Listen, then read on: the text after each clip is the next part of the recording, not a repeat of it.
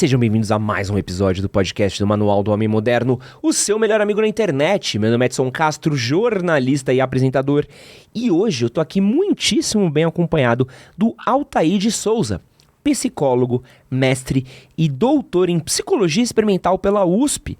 Ele é pesquisador do Departamento de Psicobiologia da Unifesp e do Centro de Comunicação e Ciências Cognitivas da ECA USP. Ele atua nas áreas de medicina do sono, epistemologia da ciência e estatística aplicada. E impressionantemente ele tem tempo livre para ser podcaster no Naruhodô e também tem... Naruhodô é assim que fala? Isso, Naruhodô. Isso, boa. E também tem um canal no YouTube. E hoje a gente vai falar um pouquinho aqui sobre psicologia, comportamento e, uma parte de coisa, porque o Altair tem coisa pra conversar, viu? Como é que você tá, querido? Tudo bem? Feliz demais de você estar aqui com a gente. Faz tempo que a gente não se via, né? Pô, faz uns 3, 4 anos, antes da pandemia. Pô, isso mesmo. É. Pô, não, eu envelheci mais rápido que você ainda tá igualzinho, né? De quando eu lembro. Mas eu ainda acho que você continua bonitão, Altair, pra mim não mudou nada. Eu continuo meio mal ajambrado igual, pelo menos. Então tá bom. Antes da gente continuar o episódio aqui, antes da gente conversar no papo, porque hoje a conversa é densa, tá? Então, já pega um caderninho, já senta, toma nota, que hoje você vai...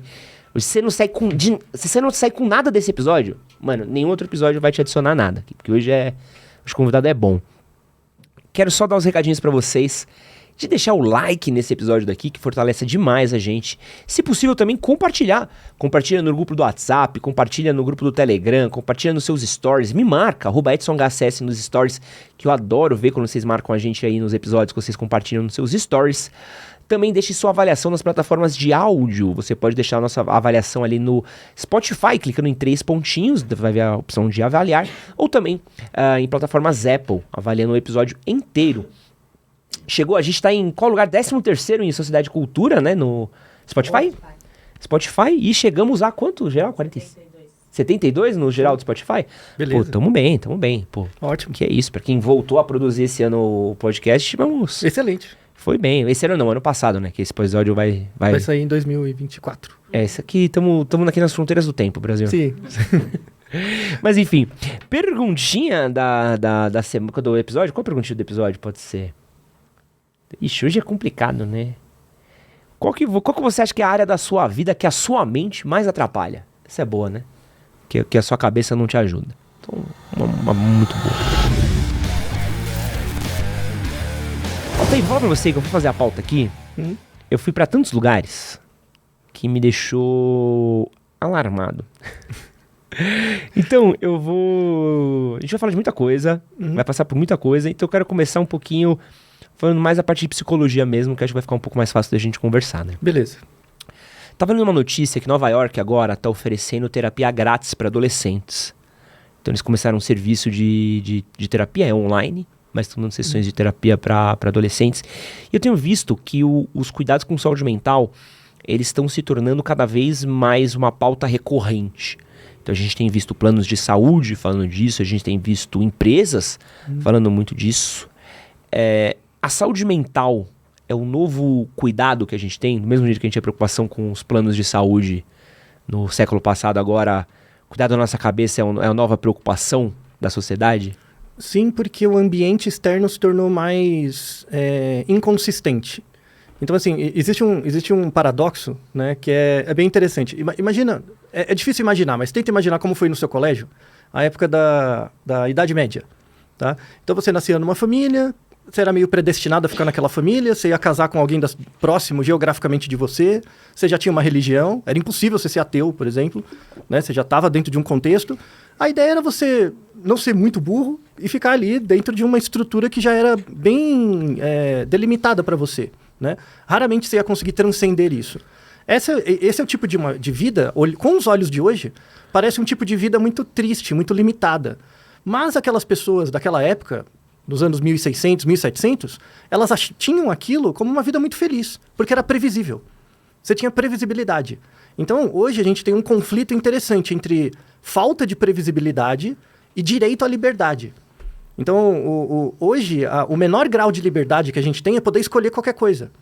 Então, como o ambiente externo, ele é muito... A rigor, hoje, você pode... Se você tem uma condição econômica mínima, você consegue fazer qualquer tipo de graduação que você queira, você vai conseguir estudar coisas diferentes, você tem acesso à internet, então você tem muito conteúdo extra de outros países, de outras coisas, ou seja, você nunca teve tanto acesso à informação e possibilidade de conhecimento como nenhuma outra época. A questão é que você não sabe limitar isso. Então, isso buga a sua cabeça. Porque como é que eu dou prioridade para as coisas? Né? E tem uma outra questão tangencial por fora, que é a crise do trabalho. Né? Então, hoje você pode estudar, fazer um bom colégio, uma boa faculdade. Isso não é garantia de um bom emprego. 30 anos atrás era. Né? Hoje não.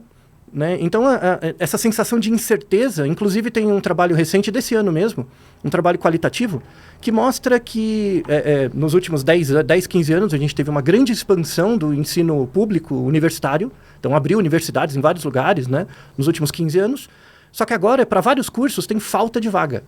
Por quê? Porque os jovens não estão se inscrevendo, ou estão postergando, porque eles não veem sentido. Né? Então, por que eu preciso estudar tanto para fazer alguma coisa que eu não sei o que eu vou fazer com aquilo? Né? Então, a gente tem... A questão da saúde mental envolve esse excesso de liberdade, entre aspas, ou seja, você pode fazer muita coisa, mas você não tem muito feedback do resultado de qualquer coisa que você escolha. Então, você não consegue priorizar. Cara, que loucura. Porque, tecnicamente, eu adoro quando tem aquelas posts que a galera fala sobre, o mundo tá muito violento. E eu falo, não, o mundo... estatisticamente ou comparando, a gente tá menos violento do que era, por exemplo, numa Idade Média, que podia simplesmente alguém entrar no seu casebre e matar você e jamais saberia se quem foi que matou, como matou, por que matou e tal. Então a gente tem uma segurança, né, de sociedade tecnicamente maior, uma segurança médica maior, né, estamos vivendo mais, mas o problema agora é interno, né? Isso. Então hoje em dia, né, você pensa em morte auto-infligida, né?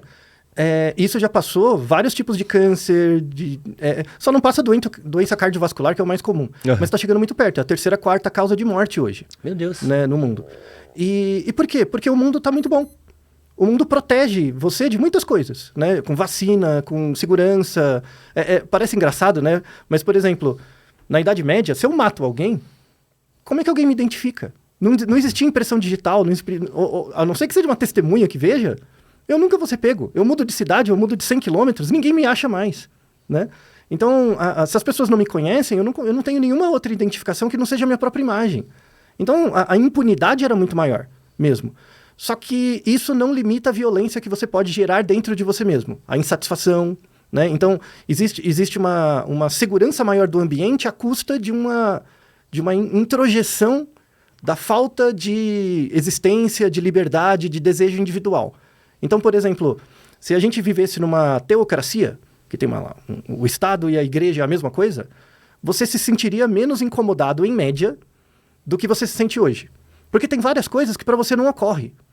Então, por exemplo, vou inventar uma religião qualquer. Nessa religião, você não pode, você não pode casar antes dos 20 anos, por exemplo. Você não pensa em casar antes dos 20 anos, então não é um problema. Só vai virar um problema mais tarde, porque tem uma restrição ambiental. Né? Hoje não, você pode casar quando você quiser, com quem você quiser, do jeito que você quiser. Pode separar, pode separar, casa de novo, junta, fica triste, volta, né? E aí o que acontece? Tudo bem, então você pode fazer o que você quiser, só que a bronca é sua. E aí muita gente não dá conta dessa bronca, aí paralisa. Caraca, e acho que também deve somar o fator aí, essa estado de mal-estar de saúde mental que a gente tem, a gente tá vivendo mais, né? Isso, e tem isso também. Porque agora, antes a gente tinha, eu penso muito, tinha prazos, né? Então, você tem que casar até uns 30, ter um filho, ali no máximo até uns 40, porque nos 50 você já vai estar velho, vai estar aposentado e morre ali nos 60, né? Hoje em dia, com 50 anos, o cara parece que tem 20, 30, novo, né? Então, e tudo bem, se eu sou um cara de 50 bem arrumado, né? O que eu faço com isso? Que representações sociais são associadas com isso? Que imagem eu estou passando para os outros? O que eu represento? Você tem que construir isso sozinho, por conta, né? A gente nunca teve uma situação em que isso foi possível. Isso é muito legal. Só que a gente tem que... E aí o grande problema, para mim pelo menos, é a questão da educação. Né? A saída para isso é a educação. Só que hoje a educação é voltada para o trabalho. Só que hoje você pode ter a melhor escolarização que você puder, isso não vai garantir um bom trabalho. Né? Então a educação perdeu um fim. Né? Ela perdeu o fim inicial dela. Então, aí vale a pena recapitular. Por que a educação é voltada para o trabalho? Isso vem da Revolução Industrial. Né? Então, antes da Revolução Industrial, você tinha a igreja, o povo e a monarquia. né? Então, o rei era Deus, então era tudo junto. Revolução Industrial, Revolução Francesa, mataram o rei, quem entra é o burguês, né? E aí o burguês não tem sangue azul, o que ele tem que fazer? Temos que alavancar o trabalho. E aí começou a ideia de educação massificada. A educação massificada veio como uma forma de aumentar a quantidade de pessoas preparadas para o trabalho, mas não para o conhecimento do mundo, né? Então, mas foi positivo por um lado? Claro que foi. Você ensina as pessoas a ler, a somar. Antes era uma coisa muito elitizada, né? Uhum. Isso é uma vantagem. Só que as pessoas usam esse conhecimento de ler e escrever não para se conhecer ou para entender o mundo, mas para trabalhar. Então ela vende o tempo dela para ser um ator social. E aí vem a definição de educação que a gente tem hoje. A educação não é emancipadora. A educação serve para gerar operário. Hoje, de 200 anos para cá, a educação serve para gerar operário. O objetivo da educação é um sistema de competências que você coloca no indivíduo com o objetivo último de gerar um ator social. Então, você fez jornalismo, né? Fiz. Então, você lá fez as matérias, fez um monte de coisa, te dá um badge, você ganha um papel, esse papel diz que você é jornalista. Você podia ser jornalista e go-go boy? Poderia. Mas não é estranho? É estranho porque eu não sei dançar e não sei quem pagaria pra me ver rebolando Então, de shortinhos. mas imagina que você descobrisse esse talento em você, que você tem essa habilidade, né? O fato de você ser jornalista não impede você de ser go-go boy, mas é estranho. Por quê? Porque a representação social do jornalista, a partir do momento que você ganha esse badge, isso inibe outros, que às vezes limitam você, né? Então, você percebe, né? Ah, eu sou um jornalista, tal, aí eu não consigo emprego. Não consigo, sei lá, não deu certo, aí eu vou ter que ser coisa outra. E todo aquele caminho não serviu para nada? A pessoa se sente um impostor, né? Estudei tanto, aí agora eu sou, sei lá, cozinheiro, sei lá, alguma outra coisa que não tem nada a ver, né? Ou virei go-go boy mesmo, porque foi o que deu certo para mim, né? Você se sente uma farsa, quando na verdade não tem nada a ver, né? Você é jornalista, mas você pode ser qualquer outra coisa também, né? Só que parece que o meio social inibe você, né? Então, por exemplo, eu sou psicólogo, eu tenho graduação em psicologia. Aí depois fiz graduação em estatística. As pessoas não entendem. Tem tudo a ver. Muito. Toda a parte de epidemiologia, psicometria, tudo a ver. Mas o afegão médio, ele não... Como assim? Você é psicólogo? Psicólogo é biológica, é humanas, né? O outro é exatas. Mas daí? Não tem essa diferença, né? E muita gente acha estranho. Eu não tenho cara de psicólogo. Eu fico muito feliz por isso. Eu não tenho cara de psicólogo, né? Porque aí as pessoas me falam as coisas, então elas ficam com vergonha, né? Então aqui, ó, seguindo o Altair, acredite nos seus sonhos, você pode ser um go-go boy, se você quiser. Exato. Se você tiver autoeficácia para isso, né? Você pode ser. Eu tava conversando esses dias com o Christian Dunker. Eu acho que foi o Christian Dunker, tá? Passa tanta gente aqui que às vezes eu me confundo. E a gente tava falando um pouquinho sobre a maravilhosa da prensa de Gutenberg, né? Sobre o impacto que foi tecnicamente, do dia para a noite. A imprensa, livros, pessoas tiveram acesso à Bíblia. Não é à toa que o protestantismo veio na esteira da prensa de Gutenberg, veículos, jornais, pessoas se comunicando, blá, blá, blá, isso mudou a sociedade. Tanto que junto com a prensa de Gutenberg a gente tem uma série de revoluções na sociedade, nas pessoas e tudo mais. Mas isso foi 200, 300 anos atrás. 400. 400? Pô, acho que tem tempo aí. E a gente tá passando uma coisa muito parecida agora, que é essa questão das redes sociais. Que a gente achava que a internet ia mudar o mundo, mas quando veio as redes sociais, acho que mudou muito a dinâmica tanto da como a gente se relaciona, as dinâmicas de poder, as dinâmicas políticas, dinâmicas de dinheiro. E como é que você vê, Altair, as redes sociais afetando a nossa saúde e a nossa convivência? Então, a ideia do Gutenberg, da imprensa, na verdade, ela não mudou muita coisa. Ela catalisou coisas que já tinham. Então, antes do Gutenberg, as pessoas tinham pouca escolaridade, elas não liam muito, né? Não sabia ler muito rudimentarmente. Mas as pessoas conversavam. Então, aquela coisa da fofoca, né, do assunto correr e tal, tipo Twitter, boca a boca, isso sempre existiu, né? A gente vê isso em símio, tá? Dá pra, pelo grooming, pelo quanto eles tiram piolhos um do outro, dá pra fazer uma arquitetura da fofoca, né? Que legal. Pela quantidade, pelo tempo que eu passo tirando seus piolhos, é um indicador da nossa relação e da sua relação hierárquica. Então, se você é muito importante no grupo, você recebe grooming de mais indivíduos, né? Então dá para fazer, estatística, né? Dá para fazer uma hierarquia disso, uma rede. Então olhando um conjunto de chimpanzé, por exemplo, você sabe, aquele é o dominante, né? Tem características físicas dele, mas pelo grooming, se você quantificar, dá para saber, né? Isso no humano acaba virando a fala, né? A comunicação. Então eu falo, por exemplo, se você é alguém que não colabora, você é um organismo que não colabora com o grupo, você não divide comida, né? Como que eu, macaco, comunico isso para os outros? Eu faço menos grooming em você, né? Então, tem eu, você e ela, né? E ela não divide comida. A Débora não divide mesmo. Ela não divide. A Débora não divide comida com a gente, né? Ou com ninguém do grupo, não precisa ser com a gente. Ninguém mesmo. Aí eu vi que ela não divide, né? Eu não tenho como falar para você, ela não divide, né? O que eu faço? Eu faço menos grooming nela, e aí você percebe que eu fiz menos grooming nela, opa, tem alguma coisa, né? Isso gera um efeito no grupo, é como se fosse a fala, né?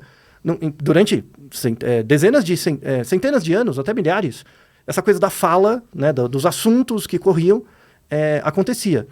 A ideia da imprensa é catalisar isso. Ou seja, eu faço um papel com uma informação e isso passa para você pode passar para outro. E essa ideia não é mais deturpada pelo intermediador. Né? Essa ideia não precisa de mim nem da minha cabeça. Então tem uma portabilidade. Eu consigo jogar a ideia num papel. É um meme. É onde aparece a ideia de meme mesmo, né? Aparece aí. A rede social catalisou isso um pouco mais. Né? Então o Gutenberg apareceu para alavancar uma nova ideia. Então para tornar popular uma nova ideia, que é a ideia da reforma, Calvino, Lutero, contra-reforma, aquela coisa toda. Que depois vem na corrente burguesa mesmo, do mercado, e é por isso que a gente está aqui hoje. A rede social é só uma coisa que catalisou isso mais. Né? E aí tem um lado positivo, porque você, de novo, você conhece mais do mundo, então você tuita agora uma coisa, alguém no Japão, na China tem acesso. Isso é legal, é interessante, você aprende, você nunca teve acesso a tanta informação quanto antes, mas é ruim porque você não dá conta. Por quê? Porque você é um indivíduo só e o tempo passa para você do mesmo jeito. Né? Então, por exemplo, estou eu e você, um do lado. A gente um do lado do outro. O tempo passa para a gente do mesmo jeito. Né? Só que você só tem acesso a uma informação de cada vez. Uhum. E eu também. Então, se vier muita informação, você vai ter que escolher alguma coisa. E o seu tempo está passando. Né? Então, imagina uma linha de montagem. Tem várias peças. Você tem que pegar a peça certa. Aí imagina que está passando muito rápido. Você vai ter que pegar uma. Você vai pegar no susto. Né? Isso vai te gerar ansiedade, porque você não consegue nem julgar qual peça é melhor. Né? Se eu estiver do seu lado e eu for pegar uma e você outra, a gente consegue dividir a informação. A gente torna nossa capacidade de gerir informação mais eficaz. Né? Um negócio é que a gente tem que colaborar também. Né? Quando a gente se conhece, eu conheço você e você me conhece, a gente partilha assuntos em comum, eu consigo ser um filtro para você. Olha, vi isso aqui, achei legal. Aí, em vez de você ficar olhando para a linha de montagem, você olha para minha indicação. E vice-versa. Uhum. Agora, quando a gente não se conhece, a gente só fica cuspindo informação no outro. Né? Ou seja, quando você é exposto a muita informação, você trava. E aí você não aproveita nada. Entende que gera o efeito negativo? Uhum. O contrário. A gente chama de efeito Netflix. Né? Que o Netflix é uma desgraça. Eu não sei porque as pessoas têm. Né? Porque é o seguinte, você entra no Netflix, tem lá milhares de filmes. Né? Aí imagina que dentro de você tem uma quantidade de vontade de ver filmes. Hoje eu tô com vontade de ver um filme. Aí imagina que tem uma quantidade mesmo. Aí você entra no Netflix. Aí você começa a explorar aquilo lá, né? E ficar passando os filmes. Imagina que tem 1000 filmes. Você vai dividir essa quantidade de gostar por 1000. Então, cada filme vai ter uma quantidade tão pequena daquele gostar que quando você escolher um, na verdade vai ser uma experiência aversiva. Porque o que você tá ganhando com aquele filme é menor do que a perda de todos os outros. E é por isso que a maior parte... na verdade, as pessoas pagam o Netflix não para assistir, para ficar explorando. Só passando. Né? Ou seja, o Netflix é uma experiência de ansiedade. Caraca. É você ficar alimentando a ansiedade. Eu não tenho essa merda. Pra quê? Sabe? Não faz sentido. Agora, se eu chego pra você e falo, vê tal série. Pronto. Assertivo, né? Exato. Então as pessoas ficam dependendo mais das outras. Por isso que a estratégia de marketing é gerar hype. Para as pessoas falarem de alguma coisa, para você não sofrer ansiedade de ficar procurando alguma coisa já ir naquele. Você entende? Então a rede social ela meio que catalisa o grooming social que a gente já tem. Né? O problema é que a rede social hoje ela dá tanta informação que a gente fica ansioso. E aí a gente busca a solução dessa ansiedade no outro. Só que é um outro que você também não conhece. Né? E esse mesmo outro que te ajuda, do outro lado ele te critica. E aí ferrou. Né? Porque você se sente o tempo inteiro julgado por alguém que você não conhece e não te conhece. A gente tem visto com esse fenômeno das redes sociais, o fenômeno também dos influenciadores, que é, infelizmente, né? É um bagulho que cresce aí, né?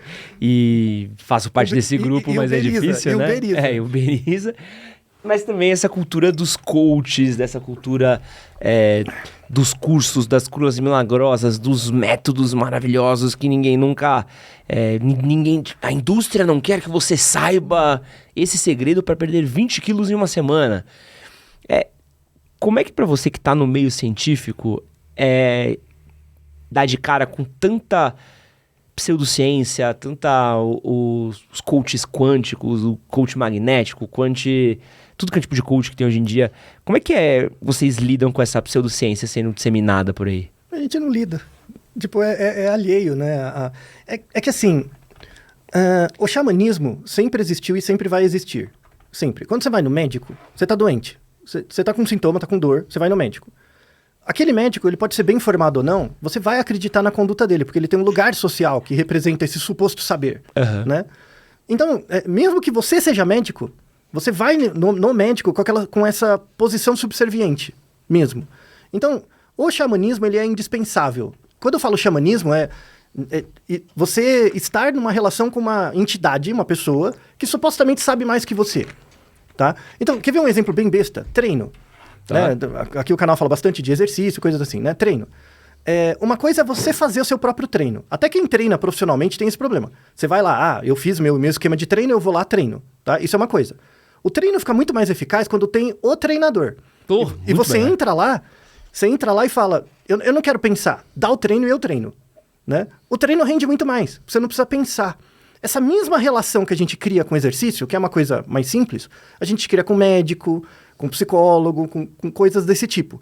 Então, uma coisa muito importante é que, assim, as pessoas não sabem o que é ciência. Não sabem. Elas usam o nome ciência como um fetiche. Tá? Então, isso é cientificamente comprovado. Não.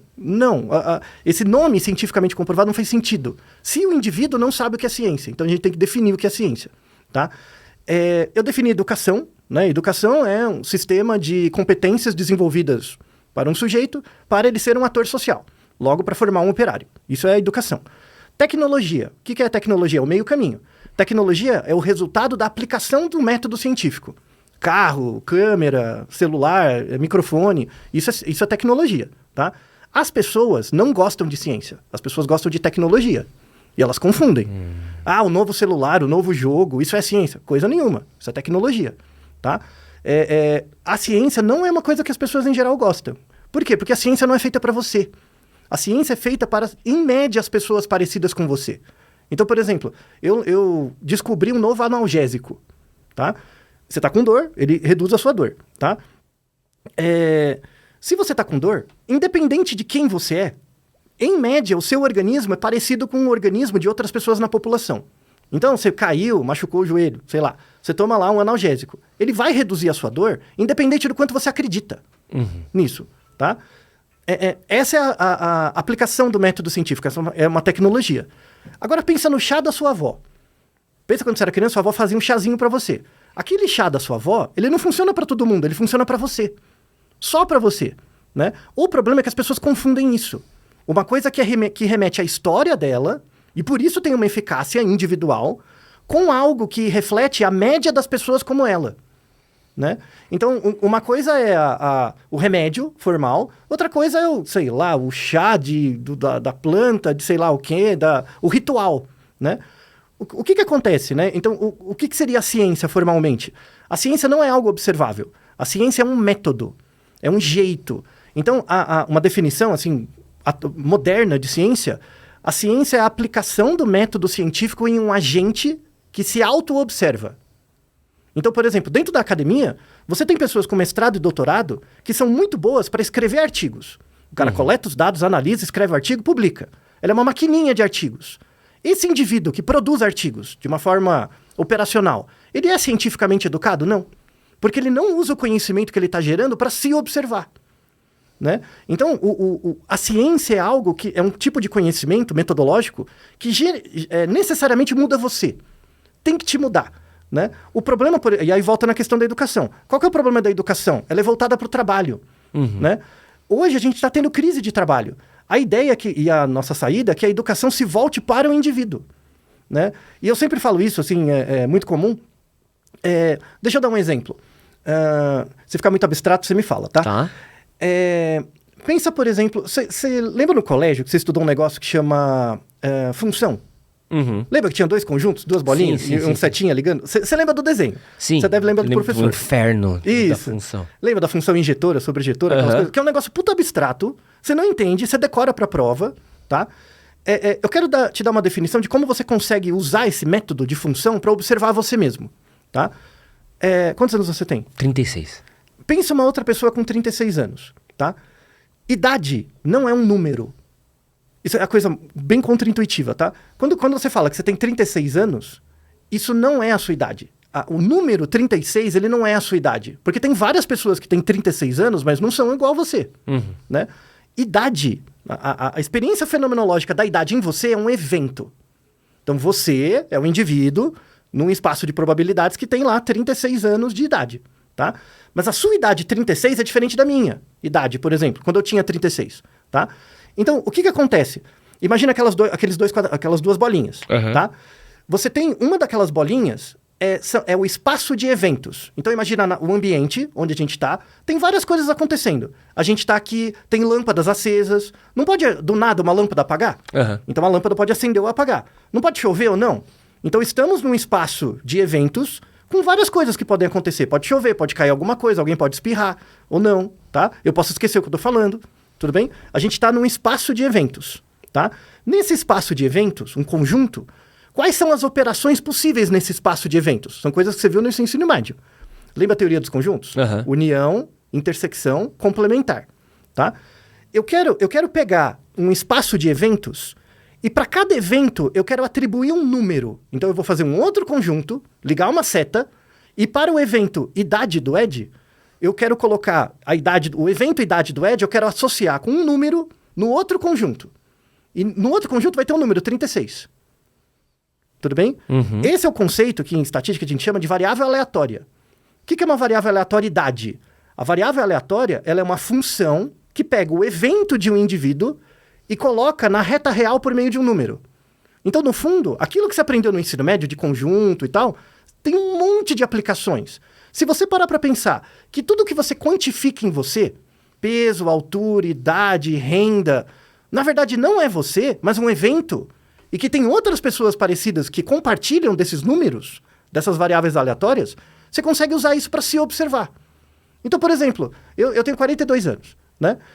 Quantas pessoas será que tem esse número que eu tenho, né? Então eu tenho que sair do número e ir para os eventos. Quando você descobre que, por exemplo, 10% da população tem a mesma idade que eu, não é muita gente. Sabe? Você começa a pensar, tipo, o quão especial ou não eu sou dentro de uma população. Você precisa pegar esses valores que você tem e voltar nos eventos, né? Essa é uma aplicação possível de coisas do seu ensino médio que você pode usar para você observar. Então, por exemplo, essa teoria de conjunto que você usou para passar na prova não te despertou conhecimento científico. Te despertou um conhecimento para o trabalho, só. Quando eu explico isso em termos de evento, que aí você sai lá de união, intersecção e complementar, e vai para variável aleatória, que aí você pode somar. Então tem uma paridade. União é equivalente à soma. Intersecção é equivalente à multiplicação, por exemplo. Então tem uma paridade entre a teoria dos conjuntos e as operações algébricas.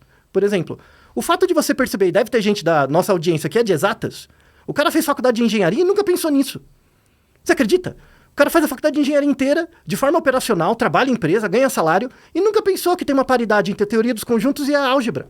Por exemplo, o cara de exatas que tiver sentido ouvindo isso, provavelmente faz um puff na cabeça dele, sabe? Aí estamos no caminho do conhecimento científico. É você pegar tudo que você aprendeu no ensino médio e repensar a sua vida em termos disso. Por exemplo, você teve aula de geografia, Tive. né? Você aprendeu lá, Foz, Rio, esses negócios. Hoje, mais velho, você não viajou para um monte de lugar? Sim. Volta lá e estuda de novo. Não. Você vai mudar completamente sua interpretação. Eu fui correr uma prova no Tocantins, no Jalapão. E eu lembro que quando eu corria, eu vi... Não vou lembrar o nome agora, mas sabe aquele terreninho que faz assim, volta, Sim, desce um e tudo mais? É. Eu falei, caraca, aquilo ali... Eu lembro do meu livro de geografia que tinha aquela parada ali. Porque no livro de geografia, pô, ainda mais a gente que viveu sem a internet, a escola... Era uma ilustração que eu olhava e falava assim... Mas nunca que existe um negócio desse, vai né? tomando com essa porra aqui. Eu lembro a primeira vez que eu vi uma araucária. Primeira vez, eu trabalhei numa empresa que tinha sede em Porto Alegre. Primeira vez que eu fui pro interior do Rio Grande do Sul e vi uma araucária. E, porra, pra quem nasceu do lado da Mata Atlântica, que nem a gente nasceu, Sim. você vê uma vegetação completamente diferente. Eu falei, caraca, eu lembro dessa árvore da aula de geografia. E elas estão em extinção, sabia? É mesmo? Elas estão começando a entrar em extinção. Que loucura. Extrativismo, todo... Bom, aí você entende a geopolítica, todo o contexto. Aí você começa a pensar, onde que está a agricultura? Que tipo de bioma ela está afetando? O conhecimento já existe. A questão é você ressignificar. Então, assim, as pessoas tratam a educação como educação, voltada para o trabalho. Eu sempre recomendo isso. Pega o seu... Hoje é tão fácil, você pega na internet, no YouTube, tem um monte de vídeo de preparatório para o Enem. Assiste esses vídeos. Com o olhar que você tem hoje, isso vai mudar várias coisas em você. Eu gosto de ver coisas de história. Vou te falar que de ciência, eu acho que talvez eu Não, mas teria... história é ciência também. Ah, sim. Sim, tem método. Se tem método e esse método gera uma mudança no agente, é científico. Acabou. Sabe? Mas você devia ver mais matemática, devia ver mais biologia. Você lembra? Você sabe aquele meme que viralizou uns meses? Hoje acho que tá um pouco mais fraco, mas no TikTok, do Toninho Tornado? Sim. E aí, meu calabreso, sabe esse negócio? Eu fiquei pensando, nossa, ele tá perdendo uma oportunidade de falar de ciência muito. Porque ele ficava escolhendo as palavras lá pra fazer, porque a graça é ficar trolando os outros, né? Se ele chegasse, ô meu hipotenuso, meu dicotiledônio, sabe um negócio desse? Meu báscaro. Então, chegasse assim, fizesse um negócio desse, eu, porra, dicotiledônio, o que é isso? Aí ia voltar, nossa, botânica, não é legal? Sabe? E as pessoas perdem essa oportunidade. Mas sabe o que eu queria entender? Que acho que é talvez um ponto que é legal de falar, porque vocês falam muito disso no Naruhodô, né? Sim. O que eu vejo hoje é um excesso de picaretagem apoiado em cima de ciência. Sim. Então, por exemplo, eu trabalho com muita marca. E eu tenho um faro fino para picaretagem, né? Então, começo a trabalhar com marca que é de... Eu preciso muito não perder um job agora, peraí.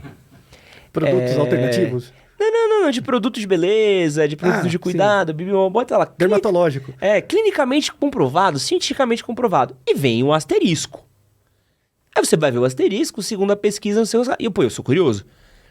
E aí eu falo assim, não, quero ver, o que é isso aqui? Aí eu falo assim, é uma pesquisa que eles fizeram com 50 cabeças e funciona nessas 50 cabeças logo, é cientificamente comprovado, porque provavelmente foi um estudo que eles fizeram, com 50 pessoas. Isso significa alguma coisa? Não, porque são 50 pessoas que eles testaram aqui frente a um enorme continente. Frente a 8 bilhões de pessoas no mundo, né? Isso é de lei, assim. Sim. Mas você também pega os caras que vão... a teoria... o coach quântico me pega, né? Então, quando cita um Einstein pra falar do... se você pegar a teoria da relatividade, você entende como você pode ser feliz. Não. Você não vai ser feliz. Sabe? Você não vai. E tem muita picareta que usa a ciência hoje pra vender produto, né? Então, usa a ciência como um fetiche. Porque, de novo, não sabe o que é a ciência, usa como um pitch, sabe? Então, do mesmo jeito, sabe, é que hoje já ficou velho. Sabe quando você coloca na sua marca o rei de alguma coisa? O rei dos pneus, o rei dos negócios? Sim. É a mesma coisa.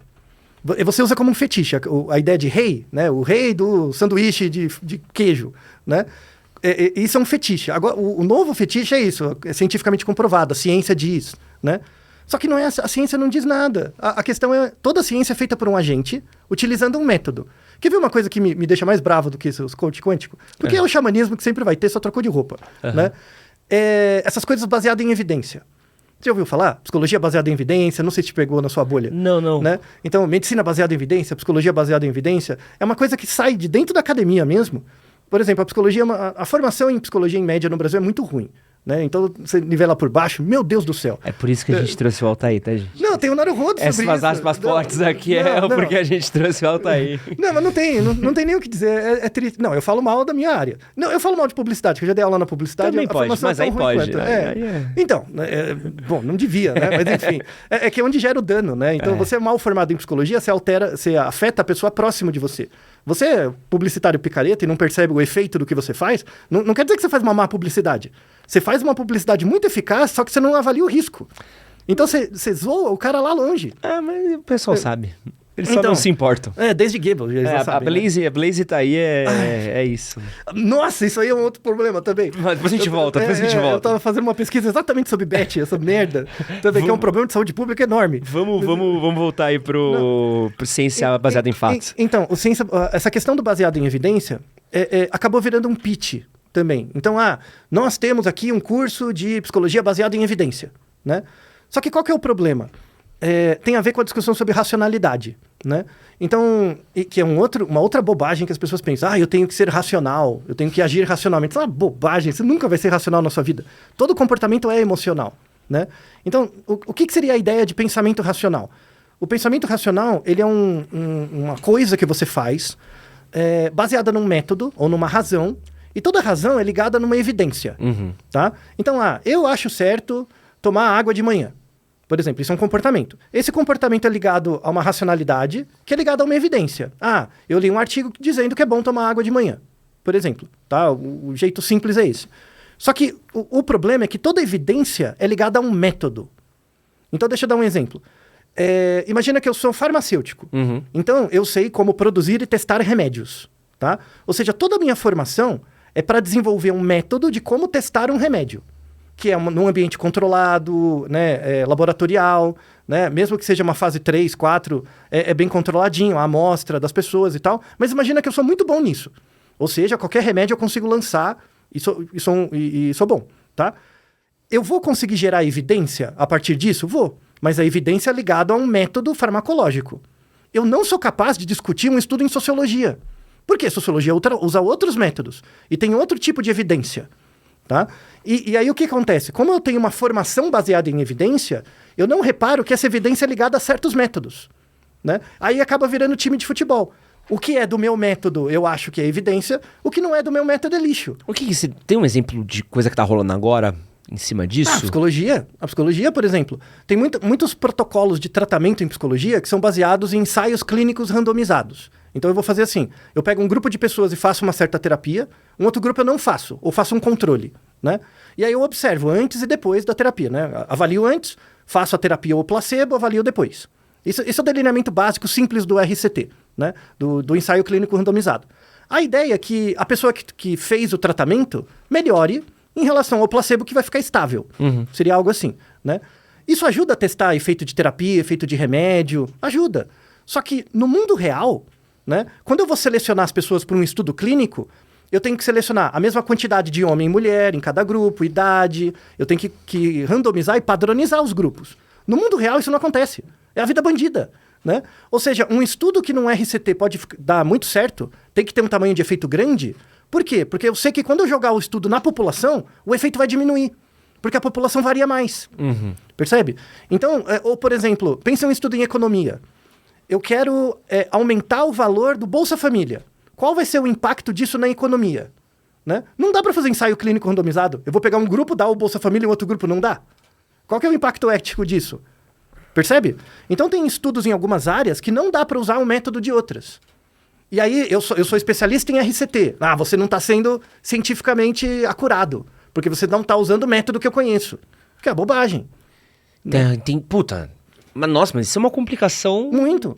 E é por isso que eu defendo isso dentro da academia mesmo, na Unifesp, nas minhas disciplinas, que você não tem que ter uma formação baseada em evidência. Você tem que ter uma formação baseada em método. Então você, por exemplo, jornalista, né? Eu dei aula na ECA para pessoas do jornalismo, dei aula de estatística. Você não teve na graduação, você deve ter tido muito, muito mal. Assim, estatística eu não tive. Então, uma vergonha. Como é que... Devia ter. Não, como é que o jornalismo é uma tabela? Pô, é duro, né? Não, e quantidade de estatística aqui. Jornalista, vou fazer até um elogio aqui. Uma crítica, na verdade. Que o jornalista recebe de release e publica a moda caralha, e você tá lendo às vezes uma matéria e você fala assim, mano... Pô, às vezes eu quero pegar dado pra trazer aqui pra uma entrevista, eu começo a ler a matéria do cara e falo assim, pô, filho da puta, não somou. Então você olha assim... Deu mais de 100%. Sabe? Você deu 120% que o maluco colocou aqui. Como é que 50% das pessoas, 50% e 20%? É muito clássico isso. Ou do cara não ler o método, ou publicar qualquer besteira. Eu conheço um site, Altair, que ele é especializado em vender pauta para portal de veículo, de jornalismo, de coisas de sexo. Porque eles fazem qualquer pesquisa bosta com a base de usuário deles A base de usuário, às vezes, assim, 200, 300 pessoas responderam, e eles soltam 96% dos homens têm prazer anal. Assim, tipo, Sim. aí você fala, baseado em quê? Aí você vai pesquisar, baseado nos 300 usuários dessa plataforma. Aí o cara sabe qual era a chamada, sabe qual era o clique, faz a pesquisa envezada, bota na mão do jornalista, o jornalista lê aquilo e fala, isso vai dar clique, bum. Isso. Então, se o objetivo final é dar clique, tá errado. Esse é o negócio. É o objetivo final. O problema é o sistema que alimenta isso. Você pode formar o cara, tipo, você pega o jornalista que faz esses releases, tudo bem, agora o cara sabe ler o artigo. Ele vai fazer diferente? Não. Porque o objetivo não é informar. O objetivo é ganhar o clique. Entende? Então é toda uma arquitetura que necessita da pseudociência mesmo. Mesmo que você forme bem o indivíduo. Né? É uma questão que eu tenho, uma questão dialética, até com os meus próprios colegas divulgadores. Eu não me considero divulgador científico, eu sou cientista mesmo. Produzo os dados, eu tenho aluno, esse tipo de coisa. Um pouquinho, vai. Não, é importante ter uma perna, assim. Mas o divulgador científico raiz, que vive disso, né, que precisa de AdSense, esse tipo de coisa, é um conflito muito grande, porque o YouTube mesmo, ele é um castelo de cartas. Porque é tudo baseado em clique, em marketing, que é um sistema que gera acumulação e mais atividade, que muitas vezes é incompatível com a evidência que você está produzindo, sabe? Então, às vezes você faz um conteúdo que promove saúde, mas dentro do algoritmo isso diminui o acesso de alguma coisa, ele bloqueia. Não, e a demora que você precisa num método científico, às vezes, para você ter uma resposta, não bate. Ou às vezes você faz toda a pesquisa e simplesmente conclui que não dá para dizer nada, sabe? E tudo bem, é assim mesmo. Por exemplo, eu conseguir provar que uma coisa é impossível de provar, isso é muito mais importante do que falar uma falácia. Sabe? Isso em matemática é muito comum. Existem várias áreas da matemática que você consegue provar que uma coisa não dá para provar. Por exemplo, o paradoxo da escolha, por exemplo. Você não consegue provar, né? Isso é muito importante saber. Então, eu consegui provar categoricamente que não dá para provar um bagulho. Né? E qualquer outra prova que eu fizer vai ser para aproximar de uma coisa que eu sei que não vou conseguir provar.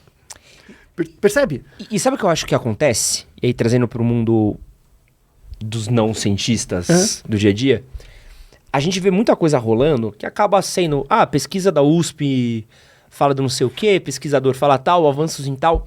Eu vejo que tem umas pessoas que elas têm um poder muito bom de entender qual é o assunto do momento, ou qual é uma palavra. Eu chamo, pelo menos eu vi pessoas usando, eu gosto de chamar isso de ancoragem. Então o cara fala assim, o Altair tá fazendo uma pesquisa fodida de, sei lá, ciclo circadiano nos símios, vai. Só uma coisa assim. Fala assim, então eu vou vender aqui o meu curso sobre como otimizar o seu ciclo circadiano. Porque é uma pauta que já tá na mídia, já é uma pauta que já tá rolando. E aí isso vai pra, é o Nietzsche de autoajuda, é o coach quântico do Einstein, é a galera usando os queridos estoicos como motivacional. As dopaminas, os injeções de dopamina. A gente já vai falar de não queima minha dopamina, que é uma pauta dessa vez. Ai, meu Mas Deus. Tem essa ancoragem, entendeu? Porque você pega uma coisa que tá gerando um barulho, que tá gerando uma conversa, e você torna aquilo num produto fácil.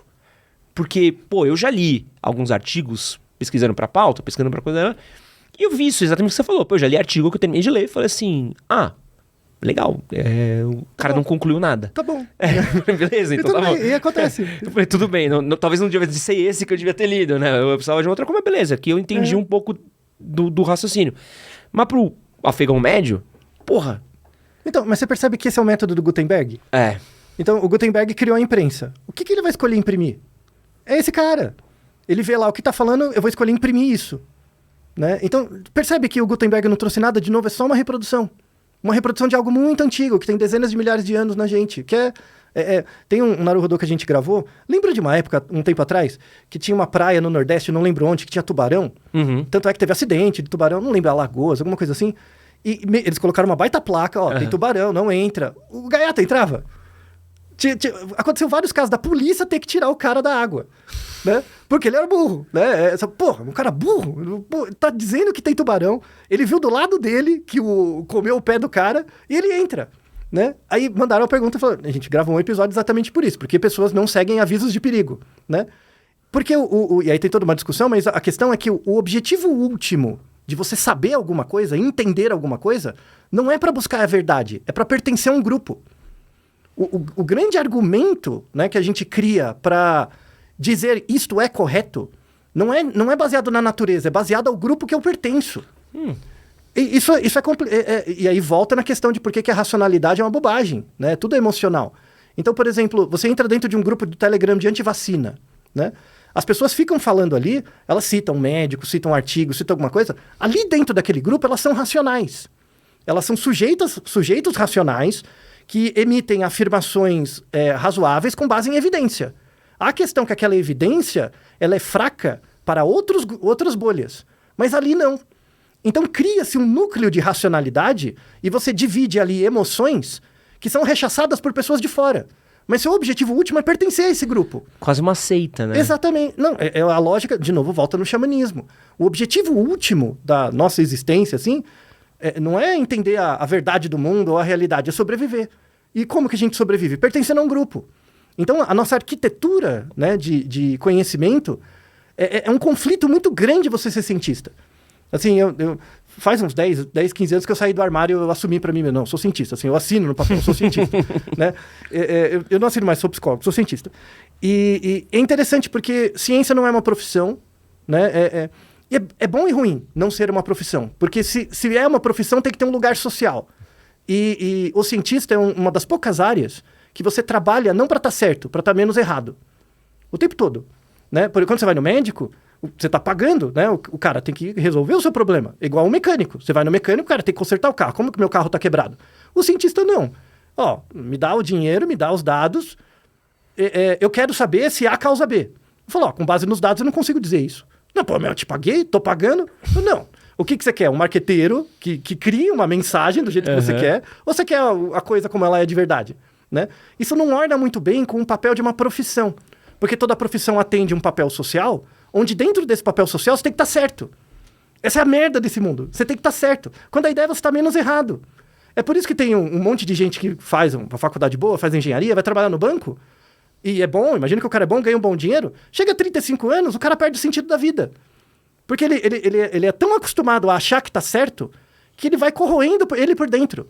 Ele não consegue perceber as falhas dele. Aí ele olha pra mulher, quer separar, começa a fazer uns tribal no pescoço, as tatuagens na cara, compra uma moto, quer fazer uma viagem. Aí vou me aposentar com 45 anos, porque eu já tenho dinheiro, vou me descobrir, né? Aí sai viajando pra se descobrir, quando na verdade ele leva ele mesmo com a moto, né? Aí ele começa a fazer, vou fazer o quê? Um curso de hipnose, pra entender o outro, né? Um curso de PNL. E aí começa a atender as pessoas, aí bate no meu lado, né? Começa a atender as pessoas. Por quê? Porque eu fiz essa viagem, eu tenho essa experiência, eu sou o guru do sei lá do quê, do raio que o parta, né? E agora eu tenho conhecimento suficiente para ajudar você a ser uma pessoa melhor. Quem você pensa que é? Quem eu penso que eu sou para achar que eu posso fazer bem para você? Para, sabe? Então, hoje a gente tem um problema muito sério, que eu chamo de mundo dos receituários. O mundo do receituário é assim, as pessoas hoje elas estão buscando como ser feliz, como ganhar dinheiro, como não sofrer, como não ter frieira, sabe? Elas estão buscando esses comos.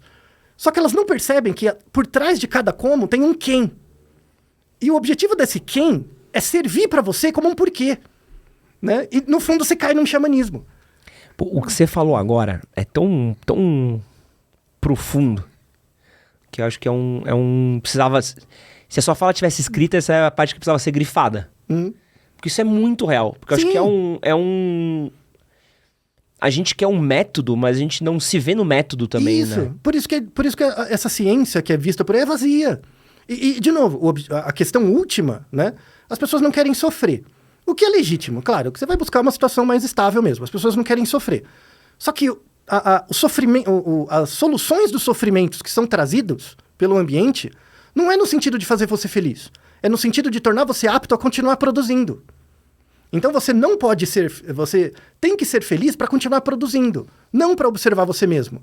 E aí você fica seguindo um como baseado num quem, que no fundo só quer ficar vendendo o masterclass dele na internet com curso, criar lá uma comunidade de pessoas, igual um grupo antivacina, que todo mundo lá dentro busca uma certa verdade, quando na verdade o objetivo é pertencer ao grupo, né? E todo mundo ali acha que tá certo. Então, por exemplo, quando você fala com... Eu vou inventar, tá? Quando você fala com seu tio, que só fica todo sábado tomando rabo de galo e falando bobagem, né? Aquela pessoa, aquele indivíduo, ele não é, tipo, a ideia de negacionismo, né? A pessoa negacionista é negacionista para você, mas não para ela. Por quê? Porque ela piamente acredita que aquilo é como as coisas devem ser, porque é como ela foi, né? Não dá para negar isso, é racional. Aquele indivíduo, ele é racional. Nesse sentido, não. Eu passei pela minha vida, todas as minhas dificuldades, e eu cheguei onde eu cheguei por isso. Eu quero passar isso para outras pessoas, sabe? É uma forma de coaching. O problema, isso é extremamente racional e coerente. O problema é que, se essa pessoa se abrir à dúvida, ela vai entrar em contato com o lado emocional dela. E isso vai abrir ela para o fato dela estar menos errado. E muita gente não está preparado para aceitar isso. Sabe? Então, e aí volta na questão da educação. A educação hoje não é para você tirar nota na prova. É para você descobrir o quão errado você está. Sabe? Então, a gente se abrir para o erro é se abrir para uma experiência emocional da realidade. Uma experiência onde você sempre vai sofrer. Mas como é que você usa esse sofrimento? De uma forma produtiva, né? E não usar a ausência de sofrimento para produzir para um terceiro. Percebe? Então, a noção de estado, a noção de felicidade focada no indivíduo... E aí eu lembrei muito de tem um autor que chama sociólogo, que é o Jean-François Lyotard. Uhum. Em 1974, acho que o livro saiu em 77... Ele era um filósofo, sociólogo. A ONU fez uma encomenda para ele. Chegou assim, ó, escreve um livro sobre a situação do mundo hoje e o que você acha que vai acontecer. Esse livro, tipo, é uma previsão do que tem hoje. Que o título legal. É um livro em francês, chama Condição Pós-Moderna. Olha, 77. Olha o que o cara falou. Ele falou assim, hoje a gente vive num mundo em que a razão acabou. 77, tá? Por quê?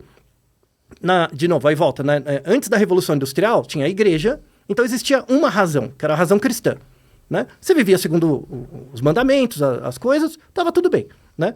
Quando vem a lógica de mercado, você empodera o indivíduo, né? Então, você vai ser um bom trabalhador, você tem que ser melhor do que o outro. Então, se você se preparar mais, você tem um trabalho melhor. Então, você não é mais um súdito ou um seguidor, né? Um cristão comum, né? Você passa a ser um indivíduo, isso te empodera, legal. Só que o que acontece? Acontece a morte da razão. A razão não vira uma coisa única, vira razões. Cada indivíduo tem a sua trajetória, que é bem protestante isso, né? Uhum. Cada indivíduo tem o seu destino, né? A sua predestinação. E aí você tem que construir a melhor versão de você mesmo, né? Surge a partir daí. E aí o que acontece? Quando a razão morre, né?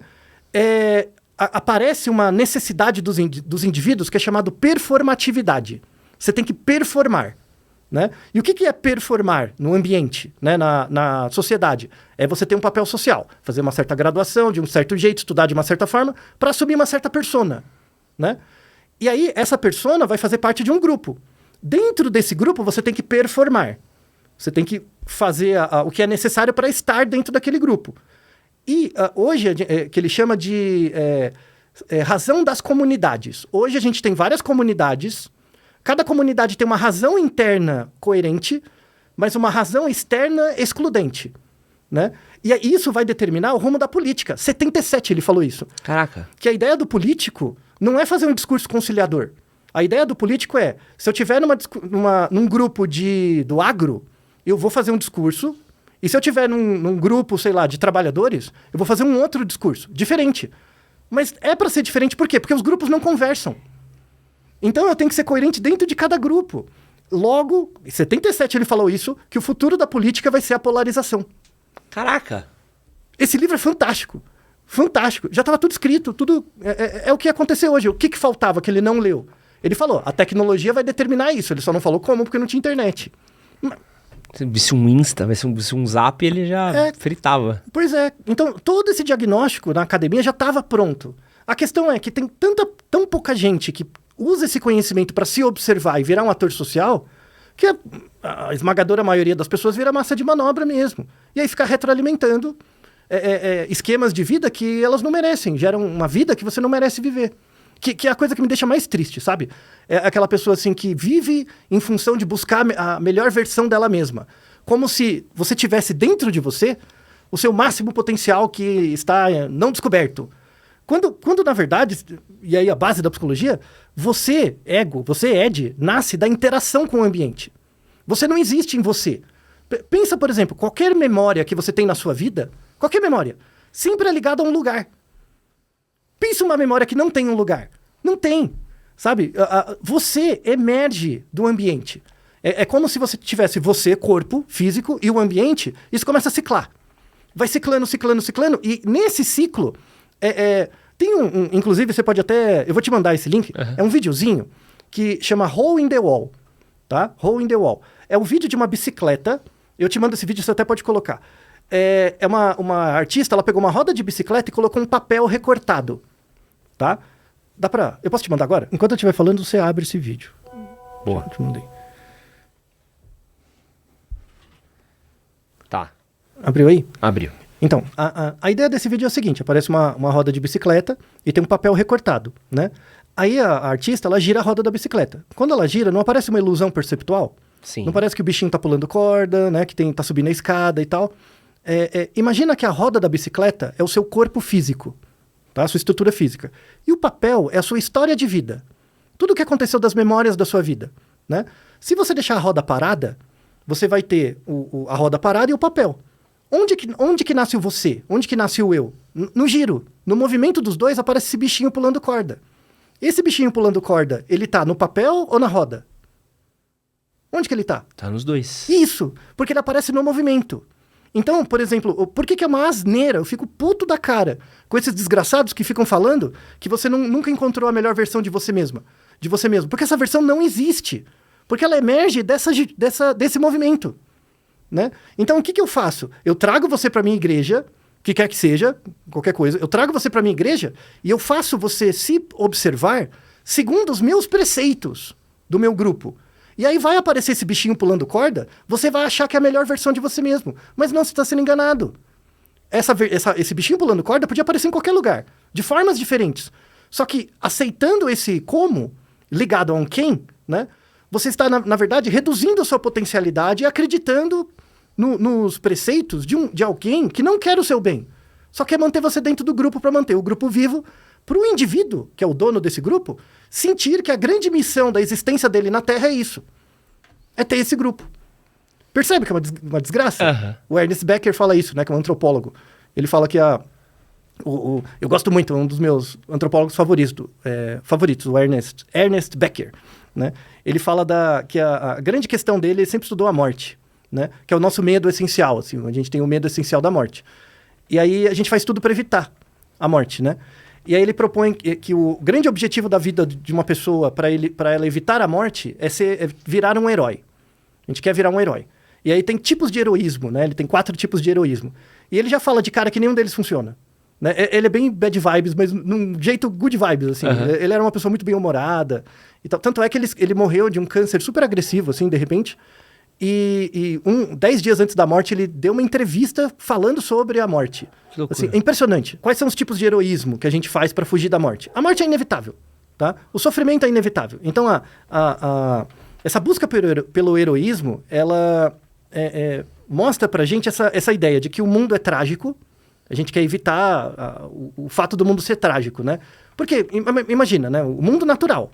Um bicho come um outro, maremoto, guerra, né? Tudo. Então, se a gente vivesse numa sociedade de 10 mil anos atrás, a gente não estava vivo hoje, provavelmente. Tá? Eu, com certeza, não. Né? Então, a gente criou uma sociedade para evitar o contato com a dimensão trágica do mundo. Né? E a sociedade industrial ajuda a resolver isso. Hoje o mundo é menos trágico, nesse sentido. Ao mesmo tempo, o mundo ele é muito misterioso. Ele é muito grande. Né? O universo, aquela coisa. Você não é nem um grão de areia, você não é nada. Né? O mundo é muito misterioso. Tem essa outra dimensão também.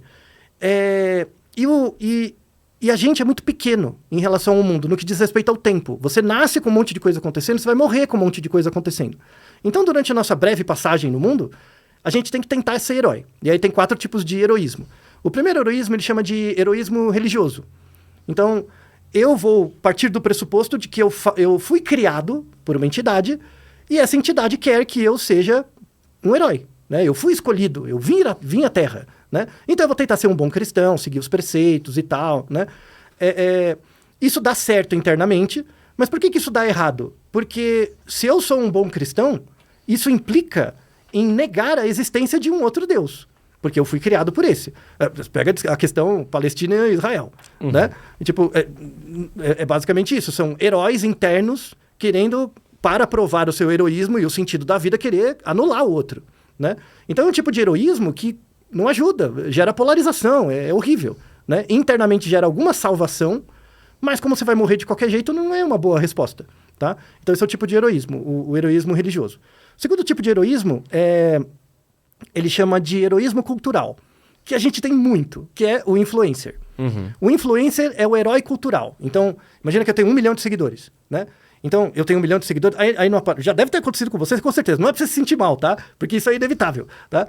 Não aparece as pessoas falando, nossa, muito obrigado pelo quanto você me ajudou, né? Eu acompanho seu conteúdo, você me ajudou tanto. Isso faz bem. Muita gente até coloca isso, olha, né? Que legal, né? Uma pessoa diz que gostou muito do meu conteúdo, fica republicando isso, né? Isso é um tipo de heroísmo cultural, em que você, eu tô falando você, mas representando... Pode falar, né? eu que eu faço sempre. Mas eu tô falando do ponto do papel social, tá? Mas o influencer, e aí vale influencer, cantor, jogador de futebol, né? O ícone, né? Esse ícone, ele tenta, na verdade, arregimentar o desejo dessas pessoas que seguem para retroalimentar a vontade dela perceber que ela veio pro mundo por causa disso. Tá. Então, a minha grande missão é ter vocês. E vocês reconhecem. Então, cria uma simbiose, sabe?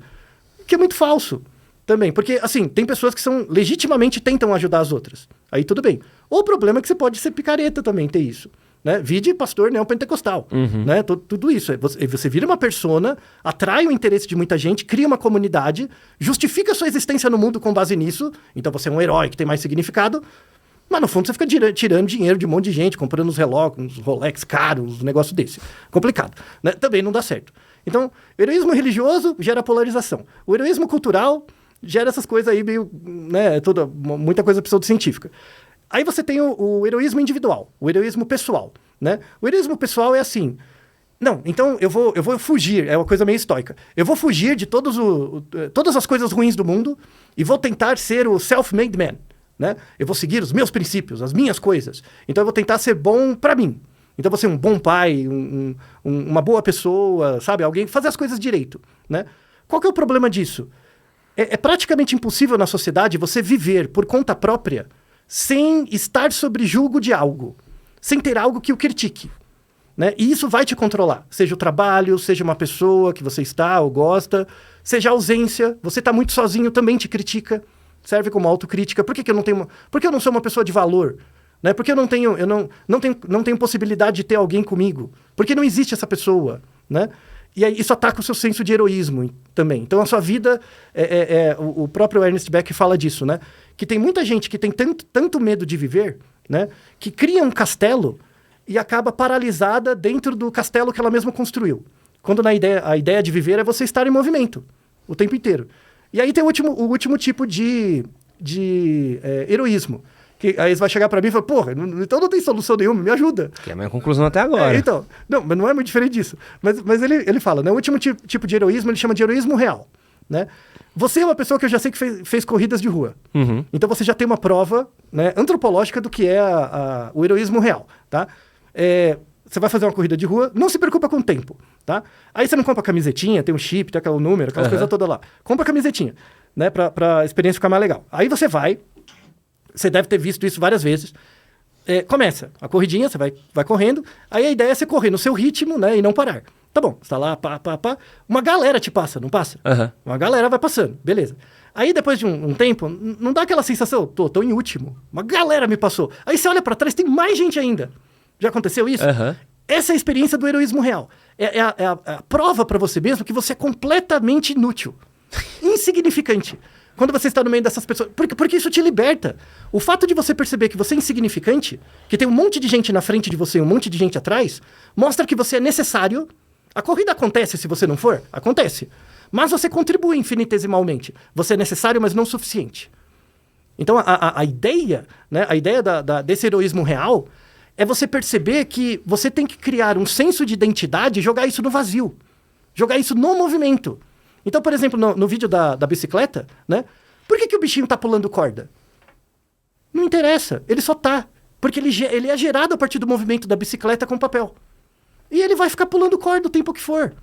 Sabe? Então, essa coisa de que você é necessário, mas não suficiente pro mundo. Você é necessário em alguns processos pequenos do mundo, frente às pessoas que você conhece, alguma coisa do tipo, Mas você não é suficiente para que o mundo seja o mundo. O mundo não precisa de você. Você precisa dele, né? E aí a gente chega numa conclusão muito importante, que é completamente contraintuitiva.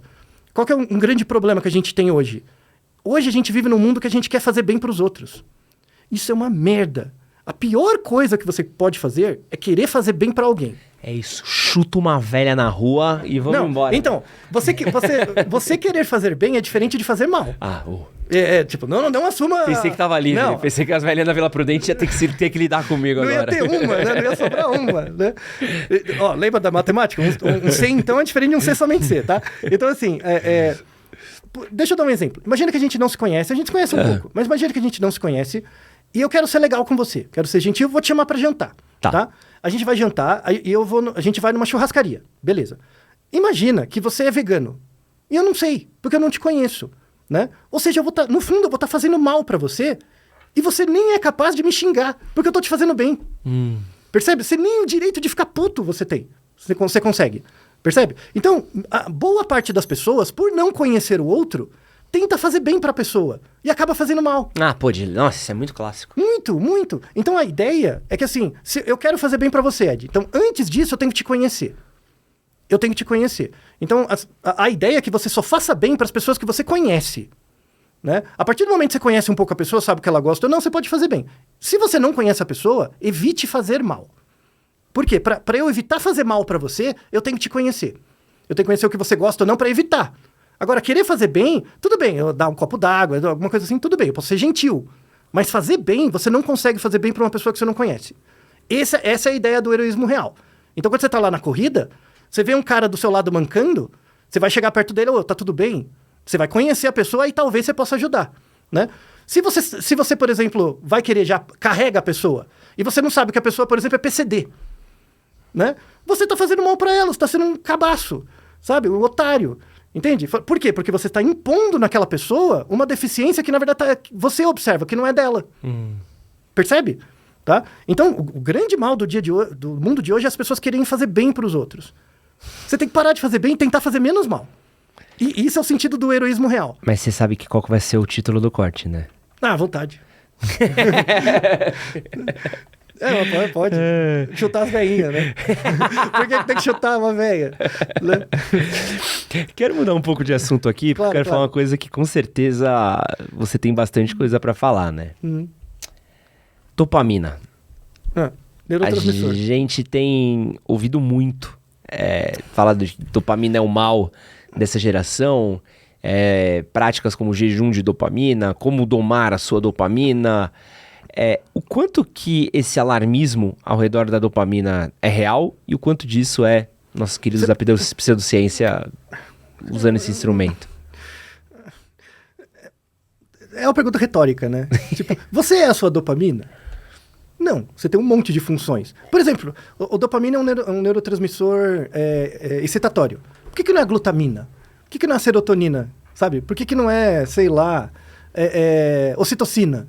Sabe? Parece que as pessoas entendem o cérebro como se fosse um interruptor, né? Aperta, acende e apaga. Quando nada disso, é muito imbricado. E o comportamento tem vários níveis. Então, por exemplo, eu posso aumentar o seu nível de dopamina no seu cérebro, isso não aumenta mais comportamento. Não tem essa ligação direta, tá? E isso é o grande problema da neurociência. A neurociência comete um erro de categoria. Então, por exemplo, quando eu faço um experimento em que eu te dou um remédio, né? E esse remédio aumenta a quantidade de um sinalizador no seu cérebro. Por exemplo, a gente tem um sinalizador no cérebro que é chamado BDNF. O BDNF ele é muito relacionado com crescimento neuronal, com atividade neuronal no sentido de crescimento de conexões. Tá? Aí imagina que eu faço um experimento no ratinho, que eu dou um remédio que estimula o BDNF, alguma coisa assim, e o ratinho faz uma tarefa, e aí no final da tarefa eu vejo que aumentou a quantidade de conexões. Tá? Legal, então eu tô estudando uma substância que gera aumento de conectividade dos neurônios, tá? Isso é diretamente relacionado com o comportamento? Não. Porque o comportamento não é só o neurônio, tem o corpo, a parte motora, tem tudo. Tem um experimento clássico que é com cortisol. Cortisol é um hormônio ligado ao estresse, né? É bem clássico, assim, bem antigo. Você pega 2 ratinhos e dá um choquezinho nele. Quando você dá um choquezinho no rato, ele vai fazer um comportamento que ele fica parado, dá uma tremidinha, chamado freezing. Né? Essa é a expressão comportamental de medo, o freezing. E aí eles fizeram um controle que os dois ratinhos tinham a mesma quantidade de cortisol. tá? E aí você dá o choque. Um deles faz freeze e o outro não. Porque sim. Ou seja, os dois têm a mesma quantidade de cortisol, um faz o comportamento de medo e o outro não. Isso quer dizer que o cortisol é causa necessária, mas não suficiente para o comportamento. Essa é a grande bobagem da dopamina. Você ter o aumento da dopamina é uma causa necessária para algum comportamento, mas não é suficiente, né? Tanto é que, por exemplo, imagina que você vai pegar... você pega o seu braço e levanta, tá? Se eu tivesse Parkinson, meu braço balançaria, né? O que acontece? Para você levantar o braço, você tem que ter ativação, né, de uma certa circuitaria, mas para manter o braço estático, você tem que inibir o movimento de outros músculos. Ou seja, a dopamina atua de uma forma excitatória e inibitória para o comportamento motor, ao mesmo tempo. Então essa coisa de drop de dopamina, misericórdia, para com essa merda. E acho que é importante falar, porque o que você está falando não quer dizer que não existam comportamentos... sei lá, compulsórios de uso de videogame, celular, rede social. Uma fala não anula a outra, né? Porque acho que é muito fácil uma pessoa que cai aqui... o cara tá falando que não tem dopamina, a minha tia tá viciada em jogo do tigrinho, tá ligado? Uma coisa não anula a outra, né? Uma coisa é um componente... É necessário, mas não suficiente. É um pedaço. E é um pedaço pequeno, né? Quando você pega jogo compulsivo, tem uma série de outros condicionantes que tem mais peso. Né? O quão apertado de dinheiro você tá, a sua idade, né? Isso explica muito mais do que o raio de uma coisa na sua cabeça. E, por exemplo, esse vício que a gente tem em redes sociais, que a galera atrela muito a dopamina. Nada a ver. Nada a ver. Porque a ideia, assim, a questão não é nem o uso da rede social, é o que você deixa de fazer para usar ela. Sabe? Então, pega o exemplo do TikTok. Tá? Imagina que você tem um trabalho bosta, você tem um trabalho... ruim. Já né? tive. Todo mundo, em geral, passou por isso. Seu trabalho é meio coxa, né? Então você tá meio desmotivado. Aí você pega a sua hora do intervalo, lá, meia hora, fica no TikTok. Aí cada coisinha que vai passando, dá uma pequena satisfação. Não dá um drop de dopamina, essa merda, tá? Dá um pequeno senso de satisfação comportamental. No começo, a satisfação é maior. Conforme vai passando, você vai entrando numa certa anomia, vai diminuindo, né? Só que pensa assim, você ficou meia hora, nem viu o tempo passar. Meia hora lá scrollando. Foi diminuindo a sua capacidade de satisfação, né? Só que você parar de fazer aquilo e voltar para uma coisa que é aversiva, você prefere continuar. Porque mesmo tendo um ganho, é pequeno. Frente a uma experiência negativa. De voltar a um trabalho que é chato. E aí você fica procrastinando. Percebe? Você precisa de dopamina para isso? Não, é comportamental. Então eu não consigo fazer um jejum de dopamina. Não, para. Não. Na verdade, isso é chamado autocontrole. A verdadeira métrica é autocontrole.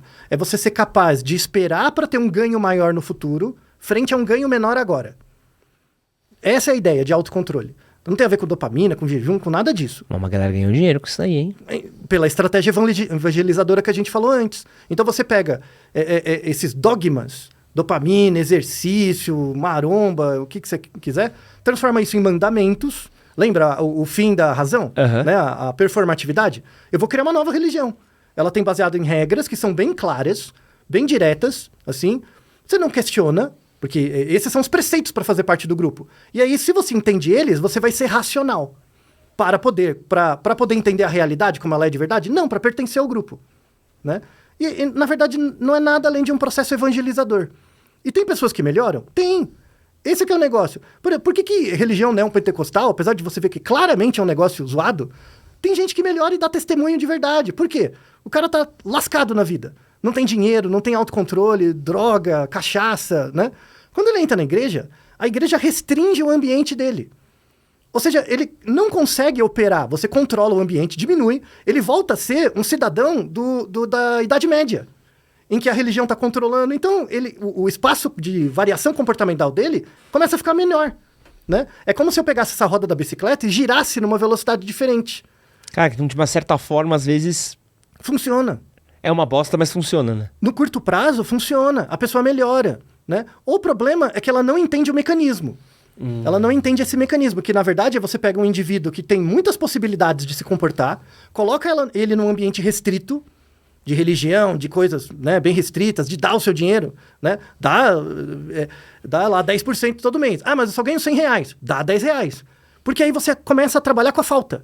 E você vai sofrer. Sofre, mas chega uma hora que você começa a regular. né? E você aprende comportamentalmente, porque o ambiente é restrito, né?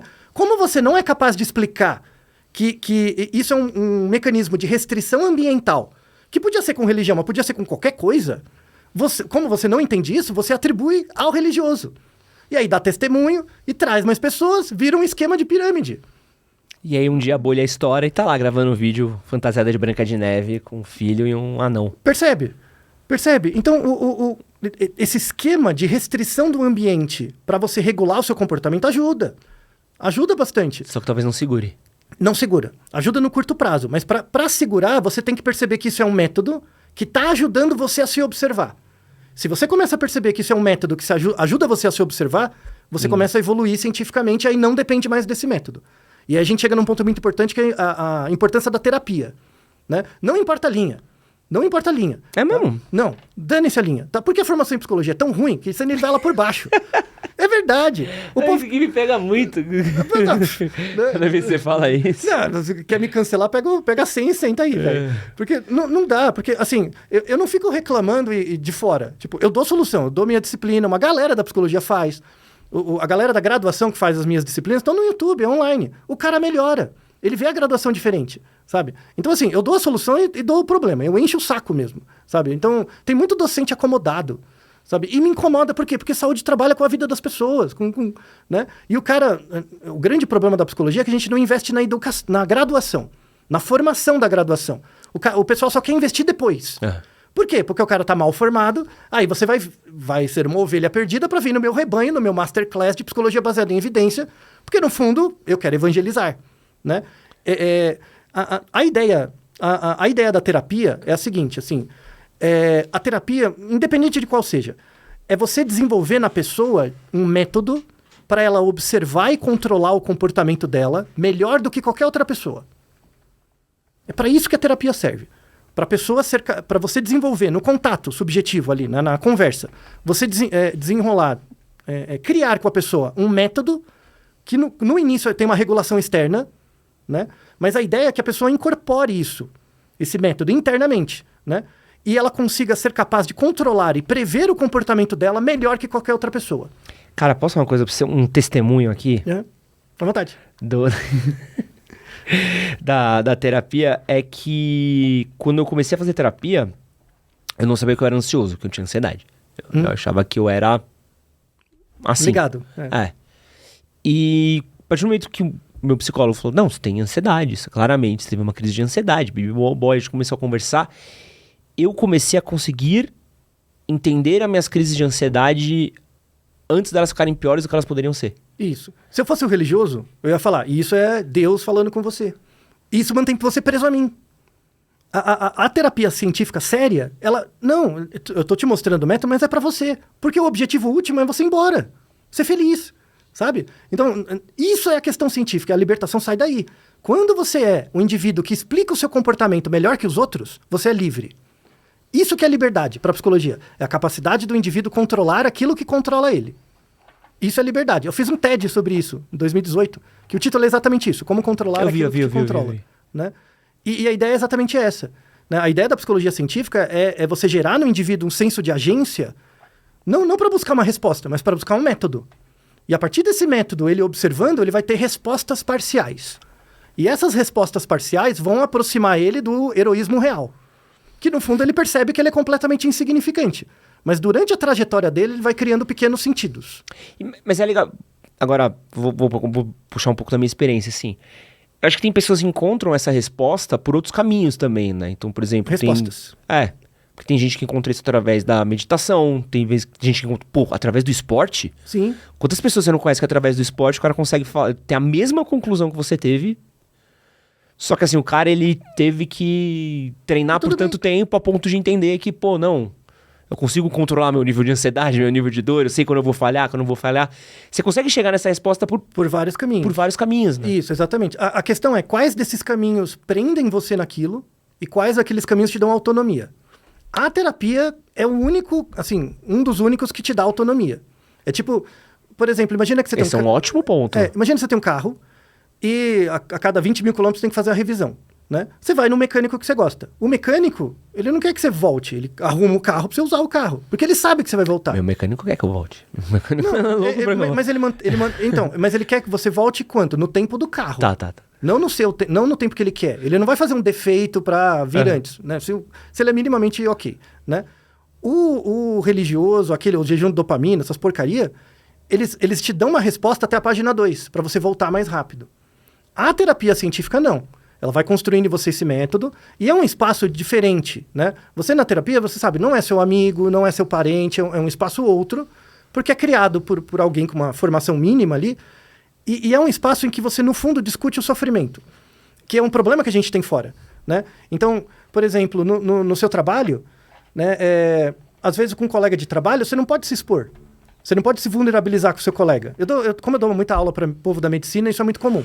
Se a gente é médico e eu atendi um paciente e eu cometi um erro médico, tá? Não foi nada assim, eu achava que o cara tinha A, tinha B, morreu, né? Se eu falar isso para você, que é o meu colega, você nunca mais me indica paciente. Caralho. Isso é muito comum na área médica. Muito comum. Tá? Tem até um TED, inclusive, de um professor que eu conheci na Universidade de Toronto, quando eu fiz o pós-doc, um cardiologista fantástico, que o título é Médicos Cometem Erros. Podemos falar sobre isso? Né? E ele começa a palestra dizendo, eu matei 3 pacientes. E aí ele explica que ele achava que era A, era B, tomou a conduta errada e morreu. E aí ele mostra que dentro do hospital da Universidade de Toronto, a taxa de erro médico se mantém estável. Não diminui, não importa o que eles fazem. Por quê? Porque os médicos não falam. Por quê? Porque o médico quer estar certo e não menos errado. Porque para cada procedimento que você faz, sempre vai ter uma margem de erro.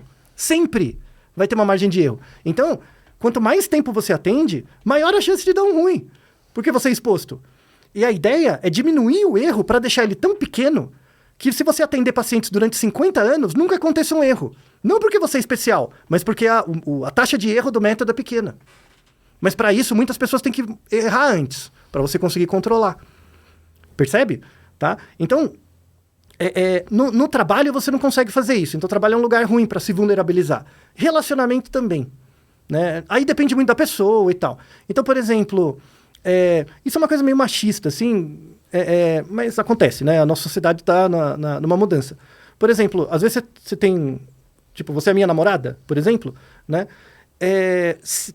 Dependendo da pessoa, se eu me vulnerabilizo muito, se eu mostro, assim... Perde admiração. O sofrimento masculino, ele é aceito até a página 2. Né? Ele aceita até... Então tem... Assim, tudo bem, obrigado. Ó, chorou uma vez na minha frente, tá bom. Mas não pode ser toda semana, né, também, tá? Então, isso é complicado, tem que ser desconstruído também, tá? Dos dois lados, é um trabalho difícil.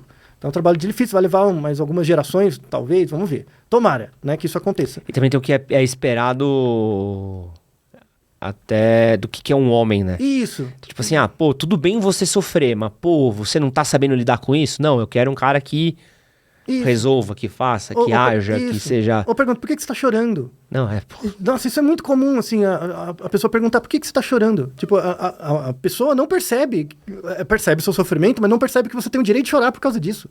Complicado, clássico. Né? Ou seja, não é um espaço bom. A terapia tem esse espaço de propor isso, porque não tem esse julgamento. E aí é uma coisa muito interessante, porque imagina que você pensa uma coisa que você faz, mas você não gosta. Você sabe que é errado. Tá? Tem um bagulho que você faz que você sabe que é errado. Aí você faz o bagulho, aí passa um tempo, você sofre. Né?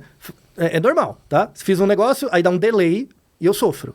Né? Quando esse delay é muito grande, o tempo entre o comportamento e o sofrimento é grande, em geral a pessoa atribui ao outro. Né? Ela atribui um outro. Eu fiz isso por causa de você. Quando na verdade a pessoa é uma otária. Né? Só que ela não percebeu ainda. A ideia é, quanto mais você fazer esse comportamento que você não gosta, mais incomodado você vai ficar. Por quê? Porque o sofrimento vai chegar perto de você. O delay vai ficando menor, né? Então, a ideia que a terapia tem um espaço para isso, nesse espaço de encontro especial, você vai se expor ao sofrimento cada vez mais, para o sofrimento ficar cada vez mais perto, né? Ou seja, muita gente abandona a terapia nessa hora. E não é, tá? É para chegar um momento que você sofre tanto que inverte. Esses são momentos inefáveis da vida de uma pessoa, que é quando inverte. Ou seja, antes de fazer, você sofre. E aí você controla. Você evita. Ou seja, o sofrimento é uma condição indispensável para a aprendizagem e a consolidação de estados subjetivos, de experiências individuais. Né? Como a gente vive numa sociedade que é moldada para o trabalho, você não tem o direito de ficar sofrendo tanto, porque aí você não é produtivo. Percebe a merda? Né? E agora numa sociedade ainda que o trabalho está em crise. Então, se você não... Amigo. Se você começar a sofrer muito, você não consegue pagar as contas. E é exatamente por isso que tanta empresa está investindo em saúde mental. O que é uma quimera, né? Porque não adianta. Porque aí o que acontece? Como eu percebo esse sofrimento distante de mim e eu não dou conta de aproximar, porque se ele aproximar eu vou paralisar, eu não vou conseguir trabalhar, o que é mais fácil? Cair nesses jejuns doidos, ficar comprando essas pequenas verdades, né? De indivíduos que no começo até pensam no outro, mas depois, quando ganha uma certa legitimidade, vão começar a concorrer a cargo político, a defender outras ideias. Ou seja, a gente está bem lascado. Outro fenômeno que a gente tem vivido é a questão das bets. E a gente teve a bets das bets aí que deu ruim. Uhum. O querido da Blaze. Aliás, momento incrível, né? A queda da Blaze foi... É que caiu 2 vezes, né? Teve uma queda. É que teve a primeira queda, que essa daí foi a gente da internet viu. Mas a do Fantástico, o rebosteio que deu foi maravilhoso ver. Ex-BBB brigando, Felipe Neto fingindo que não era sobre ele. Maravilhoso. Mas é um fenômeno. Isso daí não tem como a gente negar, porque é uma coisa que... Acho que isso é muito engraçado pra quem mora no Brasil e talvez não viaje, porque eu acho que até demorou. Porque eu lembro que quando eu morei na Inglaterra, eu fiquei tipo, espantado com a quantidade de casas de apostas que tinham em cada esquina. Na época não era tão popularizada na internet, mas assim, esquina pequena de bairro era como se fosse lotérica. Aqui, boteco, era casa de aposta, em tudo quanto é canto. E chegou pra gente aqui através da internet, né? E mesmo a gente sabe, porque a gente sabe, Altair, pô, todo mundo sabe que a casa sempre ganha, todo mundo conhece alguém que perdeu dinheiro com a aposta, todo mundo sabe que, pô, a chance de você ganhar é ínfima, e por que tanta gente continua gastando dinheiro com a aposta? É igual a loteria, né? Tipo, no caso da loteria, da Mega Sena, né, você paga lá R$4 pra ficar sonhando uma semana que vai ganhar, isso vale R$4. O Léo tá sonhando aqui, ó, tá sonhando alto ali, ó. Uns 500 milhões lá, né? Eu lembro quando eu tava fazendo faculdade de estatística, entrou o professor, isso é uma matéria do primeiro ano, né? Introdução à probabilidade. O professor chegou assim, hoje eu vou explicar para vocês a distribuição hipergeométrica, que é a distribuição da Mega Sena. Então, no final dessa aula, ou você vai abandonar a faculdade, ou você nunca mais vai jogar na Mega Sena. Porque o jogo é feito para você perder. Né? É feito para você perder. Assim, a distribuição hipergeométrica explica os dados da Mega Sena, existe uma média, em média, se você for jogando... Você vai ganhar um dia? Sim, existe uma média. Só que o desvio padrão é tão grande que você teria que viver milhões de anos. Sabe? E o jogo é feito para isso, né? Ah, mas fulano ganhou. Tá. O meteoro podia cair na sua cabeça, sabe? Você podia ser atropelado. É alguma coisa assim. O bet é um pouco pior pelo seguinte, volta na questão do autocontrole, né? Eu vou associar com uma coisa, assim, parece que a associação próxima não faz sentido, mas é o mesmo problema, tá? Do ponto de vista de saúde pública, de legislação, acho que boa parte das pessoas não sabe, mas do ponto de vista das bets, já tem legislação. Não é uma coisa que não é legislada, já tem no Código Civil lá, já tem, tá? A questão é que não cola a lei, né? Tem lobby, fica passando por cima, fica disfarçando, fingindo que é o tigrinho, mas na verdade é um cassino.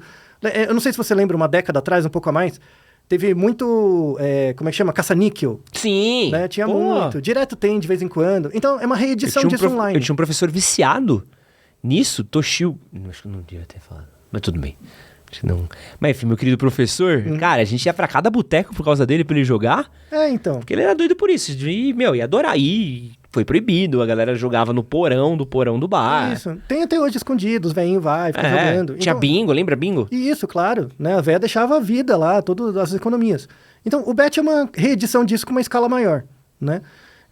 Isso é um problema de saúde pública.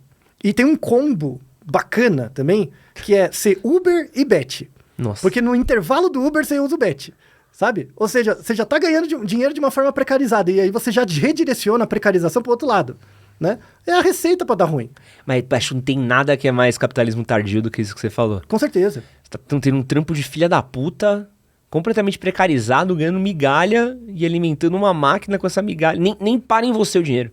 Então, às vezes é bet do tigrinho, às vezes é jogo de aposta de futebol, que tem a mesma taxa de acerto, é ruim também, em média você perde. Aí, não, vou ficar estudando, né? O jogo, você não tem controle, velho. Sabe? Não, sabe? Aí você ganha, você tem muito mais memória das vezes que ganhou do que as milhares que você perdeu. É uma ilusão de controle terrível, tem que ter uma regulação. E um outro exemplo, né, que a gente tem mais dados. Vape.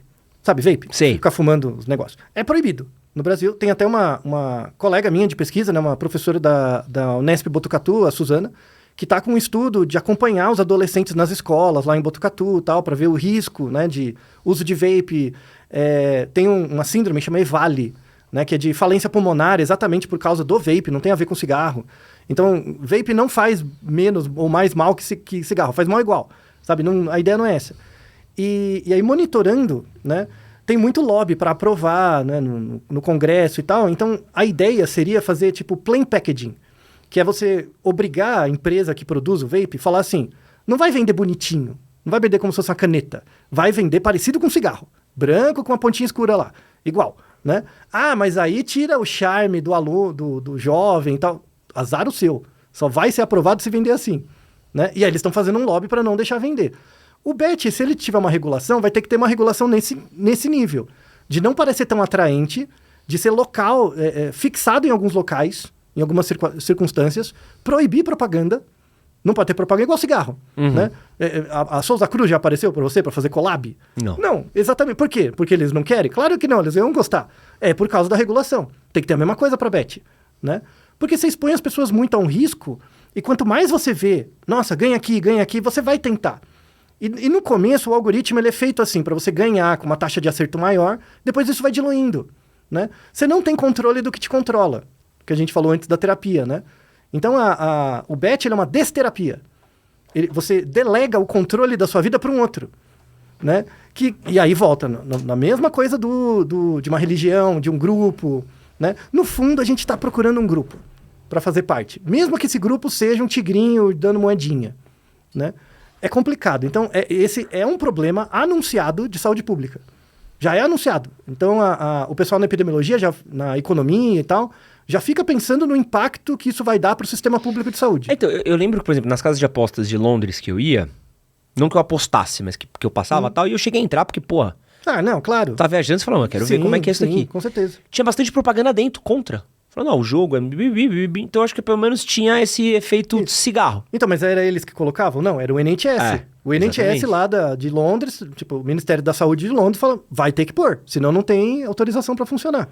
Porque o nosso hoje é uma farra, né? Não é Você nada. vê... Não tem nada. É um assinte mesmo, é uma picaretagem. Você que anuncia na Blaze e fica inventando, é uma picareta. Você tá compactuando com um negócio que gera dano a médio prazo. Tem uns idiotas que ficam falando, não, mas a pessoa joga porque ela quer.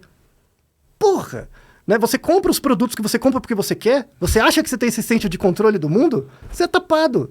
Sabe? Não, isso não faz nenhum sentido. É que é difícil, né? Porque a questão do autocontrole que você fala é muito louca, né? Porque eu cresci num ambiente que apostar era tipo um rolê completamente casual, assim. Sim. Tipo, normal, rotineiro. Pô, meu tio gostava de futebol, meus tios gostavam de futebol. Então era com gente casando aposta, de jogo, bibibó.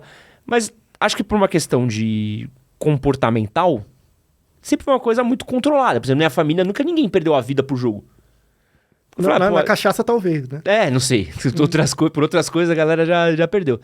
Mas eu lembro que era uma coisa muito comum, assim. Era tipo, o cara apostou 100 conto ali, perdeu. Eu, por exemplo, nunca apostei porque nunca foi o meu... Porque eu sou mão de vaca, né? Não gosto de perder. Não gosto da possibilidade a possibilidade de perder dinheiro me assusta mais do que a possibilidade de ganhar. Então, essa é a estratégia autocontrolada. Então eu prefiro manter meus 100 reais do que ter que arriscar os meus 100 reais pra ganhar 1.000. Então, não, prefiro ficar com meus 100 aqui que eu não perco 100. Mas é muito louco, né? Porque tem... eu conheço amigos que são racionais quanto a isso, ao passo que também já sei de pessoas que são irracionais, né? Então, não tem uma lógica do como apostar, né? Então. E até mesmo... Eu falo muito isso porque, assim, a gente ainda não... Nunca tivemos proposta de...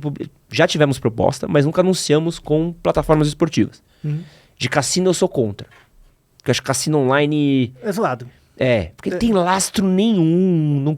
Como você me prova que o algoritmo desse site ele deixa você ganhar tal? Uma coisa, sei lá, tipo Vegas, que tem, tecnicamente, deveria ter um órgão, beleza.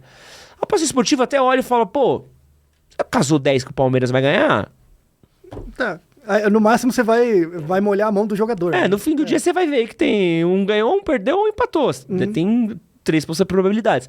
Então eu não consigo achar ainda eticamente uma resposta, entendeu? Ao mesmo passo que eu sei que pessoas perdem a vida com as pessoas que apostam, então eu ainda não formei um raciocínio lógico com aposta esportiva. Com cassino eu já formei uma opinião, entendeu? Então eu tenho conversado muito, até aproveitar a conversa com você pra eu entender um pouco o meu posicionamento quanto a isso também, sabe? Então, na questão da aposta esportiva, qual que é a contrapartida? Tem que ter uma regulação para evitar fraude no jogo. Sim. Né? Como que estão fazendo? Tipo um antidoping, como é que estão fazendo? Não tem. Não tem. Tudo bem, jogo grande, vai lá, né? Mas deve ter um monte de jogo pequeno por aí. Série B, o que a gente viu da Série B agora, loucura. Pois é. Então, aí você... Isso é um mercado... Série B, né, Léo? Que teve as tretas, né? Então, isso é um mercado que alimenta, né? Um outro mercado paralelo para isso, né? E aí lava dinheiro. Então, você vê que você vai ter que criar Você cria uma estrutura de Estado para regulamentar. E aí você vai ter algum ganho, né? Vai ter alguma contrapartida. Mas você vai ter que criar uma outra estrutura de mercado para coibir. Ou seja, meio que dá na mesma, ou você cai no prejuízo.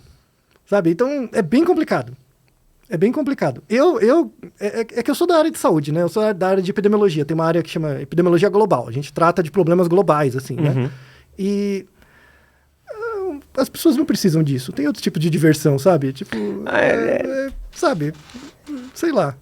É que é foda, né? Loot box é um outro problema grave. Ah, porra. Loot box Tem um Naruhodo que a gente gravou de loot box. É uma sacanagem.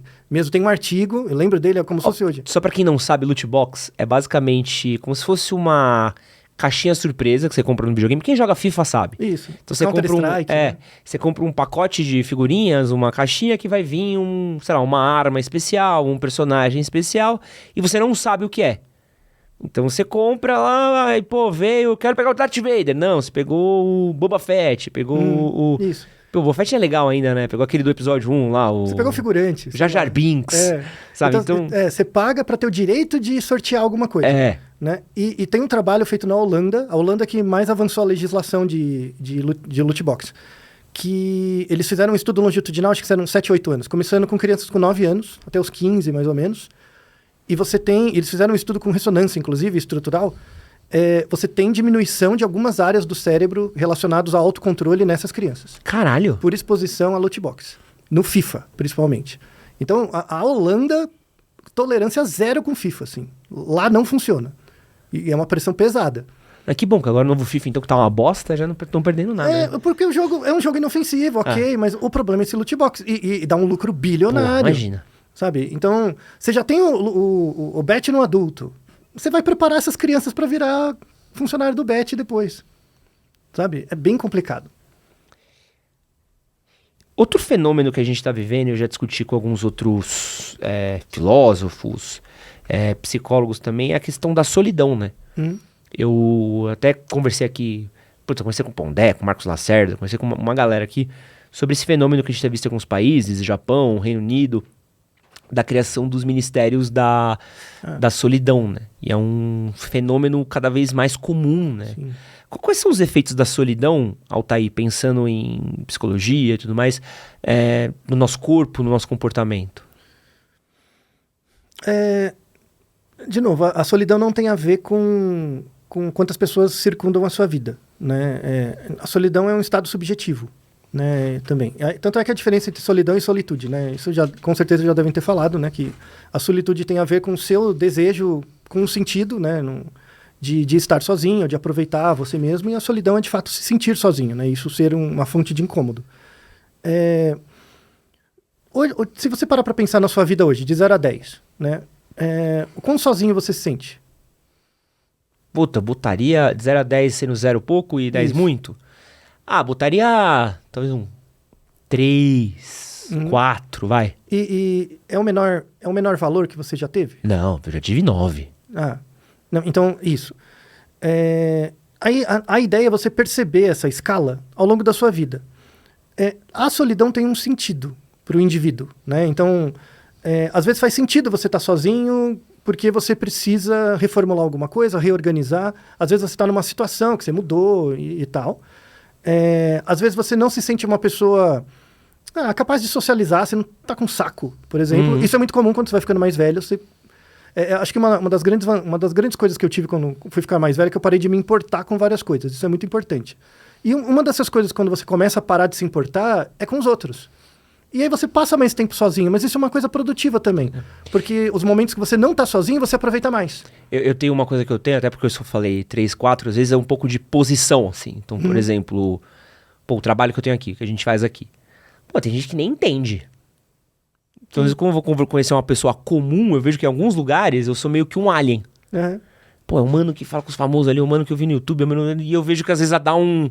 Isso, dá uma estranheza. Dá uma estranheza, às vezes, que eu falo, puta, eu até consigo conversar com essas pessoas, mas nunca vou ser um par entre eles, porque eles não me veem como isso, eles veem como o cara ali do outro lado. Então eu vejo que isso, com profissão, pô, você ter funcionário, ter empresa também, você vai, às vezes, tendo sentimentos, quer dizer, quando você é funcionário de uma empresa com outros funcionários, você tem uma relação muito mais estável do que às vezes quando você é dono de uma empresa e você tem funcionários abaixo de você. Então, tem muitos lugares, né, que te botam em posições de solidão também, né? E aí você se sente numa posição que você não tem interlocutor. Né? Então, você tem pessoas que você troca ideia, tem os atendentes, as coisas da vida, mas você sente que você não tem uma pessoa que você consegue ter uma conversa franca. Seja porque ela não entende a sua posição, e aí tudo bem. Aí pode até ser legal, porque você mostra como é. Né? Seja porque você não consegue mesmo. Né? E aí é uma coisa muito importante para explicar a diferença entre dois conceitos, que é o conceito de empatia e de alteridade. Né? Que reduz muito a solidão quando você entende a diferença disso. Então, por exemplo, eu sou uma pessoa bem esquisita. Assim, você pega a formação e tal, então eu não tenho cara de psicólogo, não tenho cara de estatístico, eu faço coisas meio diferentes e tal. Isso nunca me incomodou, né? Porque essa noção da diferença de empatia e alteridade sempre, para mim, foi muito cedo, uma coisa que eu estudei muito cedo. O que é empatia? Empatia é a capacidade de se colocar no lugar do outro, tá?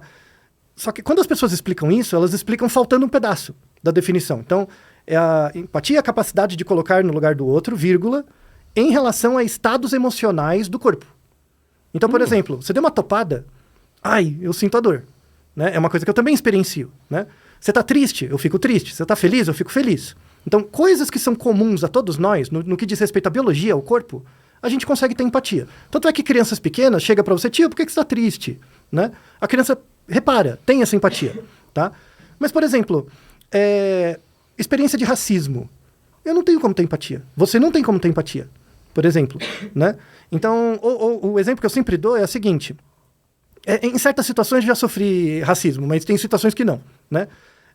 Por exemplo, imagina que você fez faculdade de medicina, virou médico, fez clínica médica, fez residência em obstetrícia e virou o melhor parteiro. Você faz parto, ninguém faz melhor que você.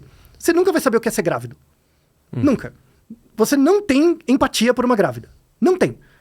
Por melhor que você faça o parto. Não tem como. Tá? Então, eu não sei o que é ser mulher. Eu não tenho empatia nenhuma por uma mulher. Aí o povo cancela, machista. Quando a ideia é essa, você tem que perceber que você não sabe. Né? Porque se eu achar que eu tenho empatia por uma mulher, eu vou submeter a ela ao que eu acho que é.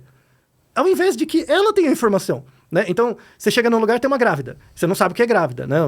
Você não tem a percepção subjetiva do que é ser grávida de verdade. Aí você fala, ai, tadinha, né? Vou dar uma cadeira. Quando na verdade não. Tipo, é uma condição normal ficar grávida. Por que tadinha? Né? O que seria a boa parte das nossas coisas? Quando a gente pensa no outro, a gente acha que tem muito mais empatia pelo outro do que de fato tem. Tá? Eu não sei como é a sua vida. Eu não sei. Tá? É importante você saber que tem coisas da sua vida que a gente partilha, mas tem coisas que eu não sei. Né? E eu só vou saber se eu perceber que eu não sei e te perguntar. Então, se você chegar pra grávida lá e chegar, o que é ser grávida? Me explica. Isso não vai me fazer entender ser grávida, mas vai me aproximar. Isso é alteridade. Alteridade é a capacidade de entender que você não sabe e fazer parte do outro. Né? Fazer parte do outro. E isso, né, eu tenho muito mais alteridade do que empatia por várias coisas. Então, isso enriquece o seu mundo. Quando você entende isso. Você percebe o quanto o mundo é grande. Quanto mais você percebe que você não sabe uma coisa, menos empatia você tem, e a ideia é desenvolver a alteridade. Eu vou dar um exemplo. Tem um Naruhodo que a gente gravou um tempo atrás, logo depois do 402, eu acho, que era por que temos fetiches sexuais. Tá. Né? E aí é um episódio que me tomou 3 anos. As pessoas não acreditam, mas tem uns episódios que levam anos pra ficar pronto. Porque você vai lendo os artigos, aí não tem mais, aí fica parado. Os temas amadurecem, né? Aí tinha esse tema fetiche sexual. Mandaram umas perguntas e tal. Aí eu li uns artigos, achei, mas tinha pouca coisa e tal. Aí deu uma travada. Chegou uma hora lá que tinha uma pergunta que não tinha dado. Tá bom, vou guardar. Aí eu li uma reportagem sobre vazamento de conteúdo, de produtoras de conteúdo sexual. Tá bom. Aí eu li, Falei, poxa, podia falar com uma moça dessas, né? Mas não tem nada a ver com a minha bolha, né? Tipo, OnlyFans, essas coisas, nada a ver. Aí eu não conhecia ninguém. Aí eu li essa reportagem e falei, pode ser. Aí eu mandei uma DM, né? Mandei uma DM pras moças que participaram, falaram, mas nem vai mandar, você é mais um punheteiro, né? Que fica mandando mensagem, né? Aí uma delas respondeu na hora. Né? Imagina o Altair, deve ter Martino ali na foto do Altair e falou, pô, o cara tão inteligente aqui mandando mensagem aqui. Né? Aí eu mandei, 2 não responderam lá, mas uma respondeu prontamente, né? Aí eu falei, eu tenho um podcast, não, eu conheço, eu sou psicólogo e eu ouço o Naruhodo. Cara, que legal. Não é a sorte, né? Tive a sorte. Aí falei, poxa, então me ajuda, né? Eu contei um pouco do onde eu tinha travado, ela me ajudou a resolver o episódio. E eu tive acesso a uma bolha, né? A gente trocou uma ideia, trocou informações sobre como é esse mundo de produção de conteúdo fantástico. Porque se eu tivesse chegado nela, eu sou o cientista, né? E eu quero estudar isso, então eu só preciso de uma informação porque todo o resto eu sei.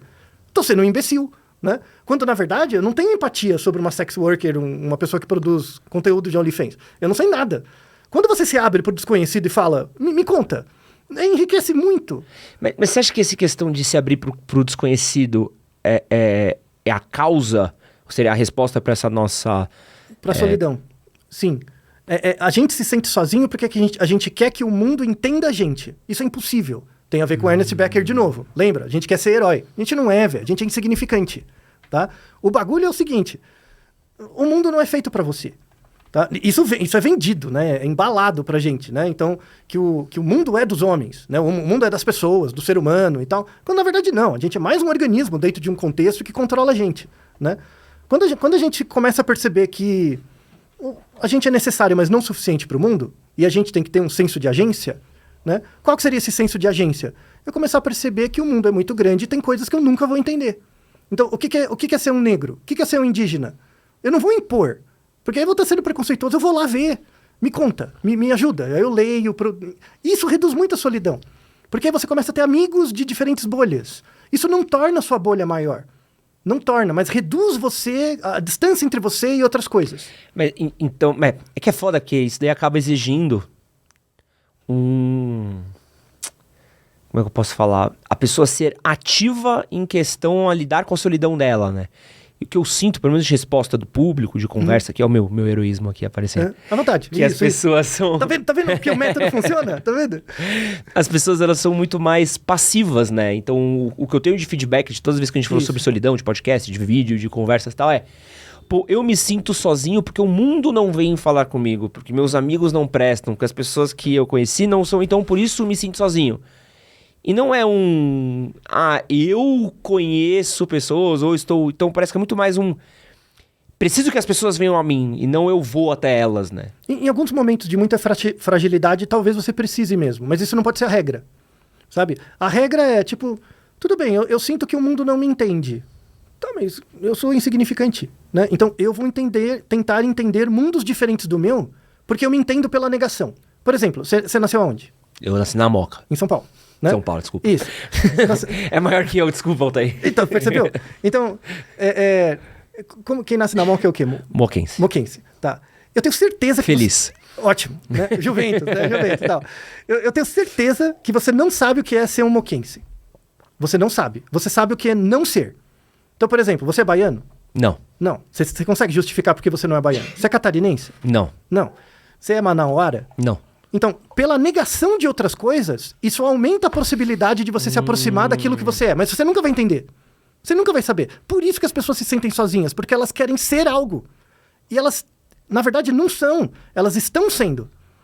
E às vezes, quando você entende um pedaço do seu do passado, que não é mais você. Então você sempre vai ser sozinho, sabe? Mas a ideia é ser um movimento. E aí, como que você amplia, né? Torna essa solidão produtiva? Entendendo as suas negações. Aquilo que você não é, né? Então, entender coisas diferentes. Então, o que é ser alguém que nasceu no Pará? Né? E aí você compara com o que você viveu ou não, fala, tem coisas parecidas, tem coisas diferentes, legal. Mas isso não me ajuda a me entender o que eu sou. Ajuda a entender o que eu não sou. E aí o que eu sou se amplia. Vai ampliando. Por quê? Porque é um estado dinâmico. Vai variando o tempo inteiro. Isso é muito sartreano. Sartre falava disso, né? No Seria ou Nada. Ele fala isso, que você só vai saber quem você foi quando você morre. Então, quando você morre, você não vai saber, você não sabe. Mas os outros vão entender o que você foi. Então, a produção da sua vida é uma produção existencial para os outros. Uhum. Porque você só vai saber o que você é quando morre. Não é interessante? Porra, Não é foda? muito bom. Então as pessoas têm que parar de procurar sentido, assim, o que eu sou. Porque se você descobrir o que você é um eu estanque, porque o tempo continua, sabe? E aí quando você descobre, eu sou assim mesmo, é porque você já tá dentro da igreja de alguém, alavancando o heroísmo cultural de alguém. É quase uma cristalização de uma parada que Dinâmica. não é, né? É a roda da bicicleta, tá girando lá, você tá pulando corda. E pra que você pula corda? Não sei. Interessa? Não, porque tá criando um sentido. Então é muito mais fácil eu falar quem eu estou Isso. do que quem eu sou, no real. Isso. É a diferença de ser e estar. A gente separa, isso é importante. Você estar sendo. Em latim tem um derivativo disso, que é estante. Você estante. Você estar estante. É isso, esse movimento. O tempo inteiro se observando.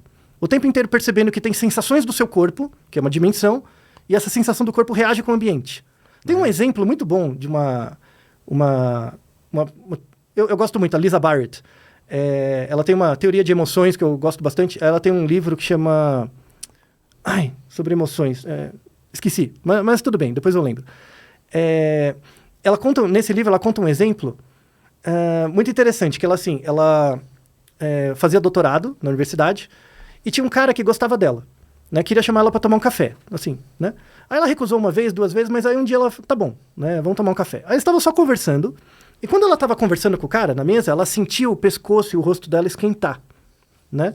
E aí, assim, ela sentiu no corpo uma sensação, né? Aí o que ela achou? Porque ela estava num certo contexto, né? Eu acho que eu tô gostando dele, né? Dá uma sensação no corpo, sabe? Aquelas borboletas, aquele negócio, né? Falou, pô, legal. Ela achou que estava gostando dele, né? Aí se despediu, tchau, obrigado, voltou para casa.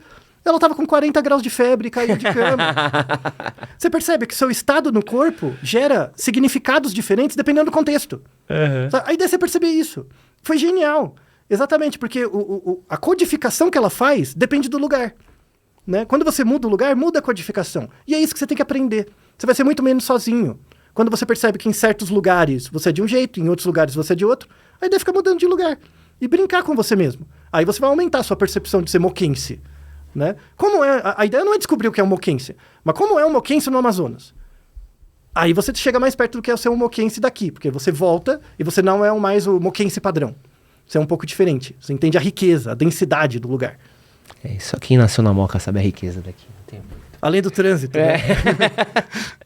Altair, deixei aqui de propósito sono fora da nossa pauta. Tá bom. Pra gente tratar um outro dia, porque eu acho que não... À vontade. Eu até falei pra Débora, acho que falar de sono com o Altair tem que ser só sobre sono, e acho que tinha muitas outras coisas, né? Não, tinha muito mais coisa, não quero que seja um parágrafo num podcast entre a gente. Então, quero já te convidar de novo pra vir aqui com a gente, pra gente poder falar só de sono. Uma honra. Quero falar só sobre sono com você, que achou uma coisa importante também. Então, aproveitando que a gente chegou até o final, quero falar sobre onde as pessoas podem te encontrar, como elas podem continuar vendo seu conteúdo.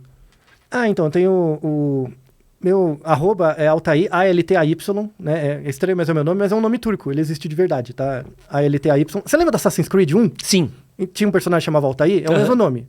Só que no Assassin's Creed era ALTAI trema, porque isso é em turco, né? Mas em português é com Y sem R. Então, Altair, ALS, minha arroba. Tem o Naruhodô Podcast, né? Que é um podcast que a gente grava em que cada episódio é uma pergunta de um ouvinte. Excelente podcast, tá? Quero falar aqui, podcast em áudio ainda. Em áudio. Vocês não estão no YouTube ainda? Tem os episódios, o áudio no YouTube. Tá. Né? Me deixa irritado isso, mas tudo bem. Excelente podcast. Excelente. Que é o tempo que a gente tem pra gravar. Eu e o Ken Fujioka, né? O Ken Fujioka é publicitário, ele tem a vida dele, eu tenho a minha, então a gente já tá com 407 episódios, já tem 7 anos o podcast. Não, é uma terapia esse episódio, assim. Você pega qualquer episódio, assim, você roda, você acha um episódio bom, mano, você, vai embora. É muito bom. A ideia dos episódios é fugir dessa coisa de produção de conteúdo padrão. Porque, assim, a ideia é ficar produzindo cada vez mais, de forma mais atualizada, porque as pessoas não vão nos antigos, né? E a ideia do Naruhodô com o tempo é que cada um deles é uma plantinha que amadurece. E é bem interessante, eu vi o feedback de várias pessoas. Tem episódios que você ouve hoje, e depois de um ano você ouve de novo, o episódio está diferente porque você mudou. Então, cada episódio é um livro. Que você se reflete ouvindo o episódio de tempos em tempos. Eu fico chocado como vocês conseguem... De coração, não tenho uma ideia como vocês conseguem trocar aquela ideia que vocês trocam no Naruhodô, porque eu estudo muito. Porra, estudar pra caralho, é muito denso. No episódio 400, a gente até fez uma conta, né? Porque tem uma pastinha, eu fiz uma conta. Cada episódio eu leio uns 40 artigos. Então são 400 episódios, dá 16 mil artigos, né? Em 7 anos. Mas vê como é interessante. 7 anos atrás, se alguém chegasse para mim e falar, você vai ler 16 mil artigos. Fala, abraça, claro que não, né? Mas se você vai toda semana fazendo, uma hora você olha para trás e fala, nossa, quanta coisa, né? Você não precisa esperar nada de você mesmo, só vai fazendo. Todo dia, vai pulando a corda da rodinha lá. Uma hora você olha para trás e fala, poxa, né? Por isso que eu não fico pensando muito para frente, eu fico pensando agora. Né? Uma hora eu vou olhar para trás e eu espero construir uma vida que eu consiga ter orgulho minimamente de mim mesmo. Né? O caminho é esse. Mais algum lugar onde o pessoal pode te encontrar? Então, eu tô no Instagram, no Twitter, né? E pode mandar e-mails, a gente precisa das perguntas. O dia que acabar as perguntas, acaba o podcast. Tá? Então, quem quiser mandar pergunta sobre qualquer coisa... Eu já mandei pergunta, já. Já, então. Tá na fila. podcast@naruhodo.com.br. Boa. Altair, muito obrigado pelo seu tempo. Obrigado. Prazer enorme ter você aqui novamente. E muito obrigado você que ficou com a gente até agora. Um grande beijo e é nóis. Valeu!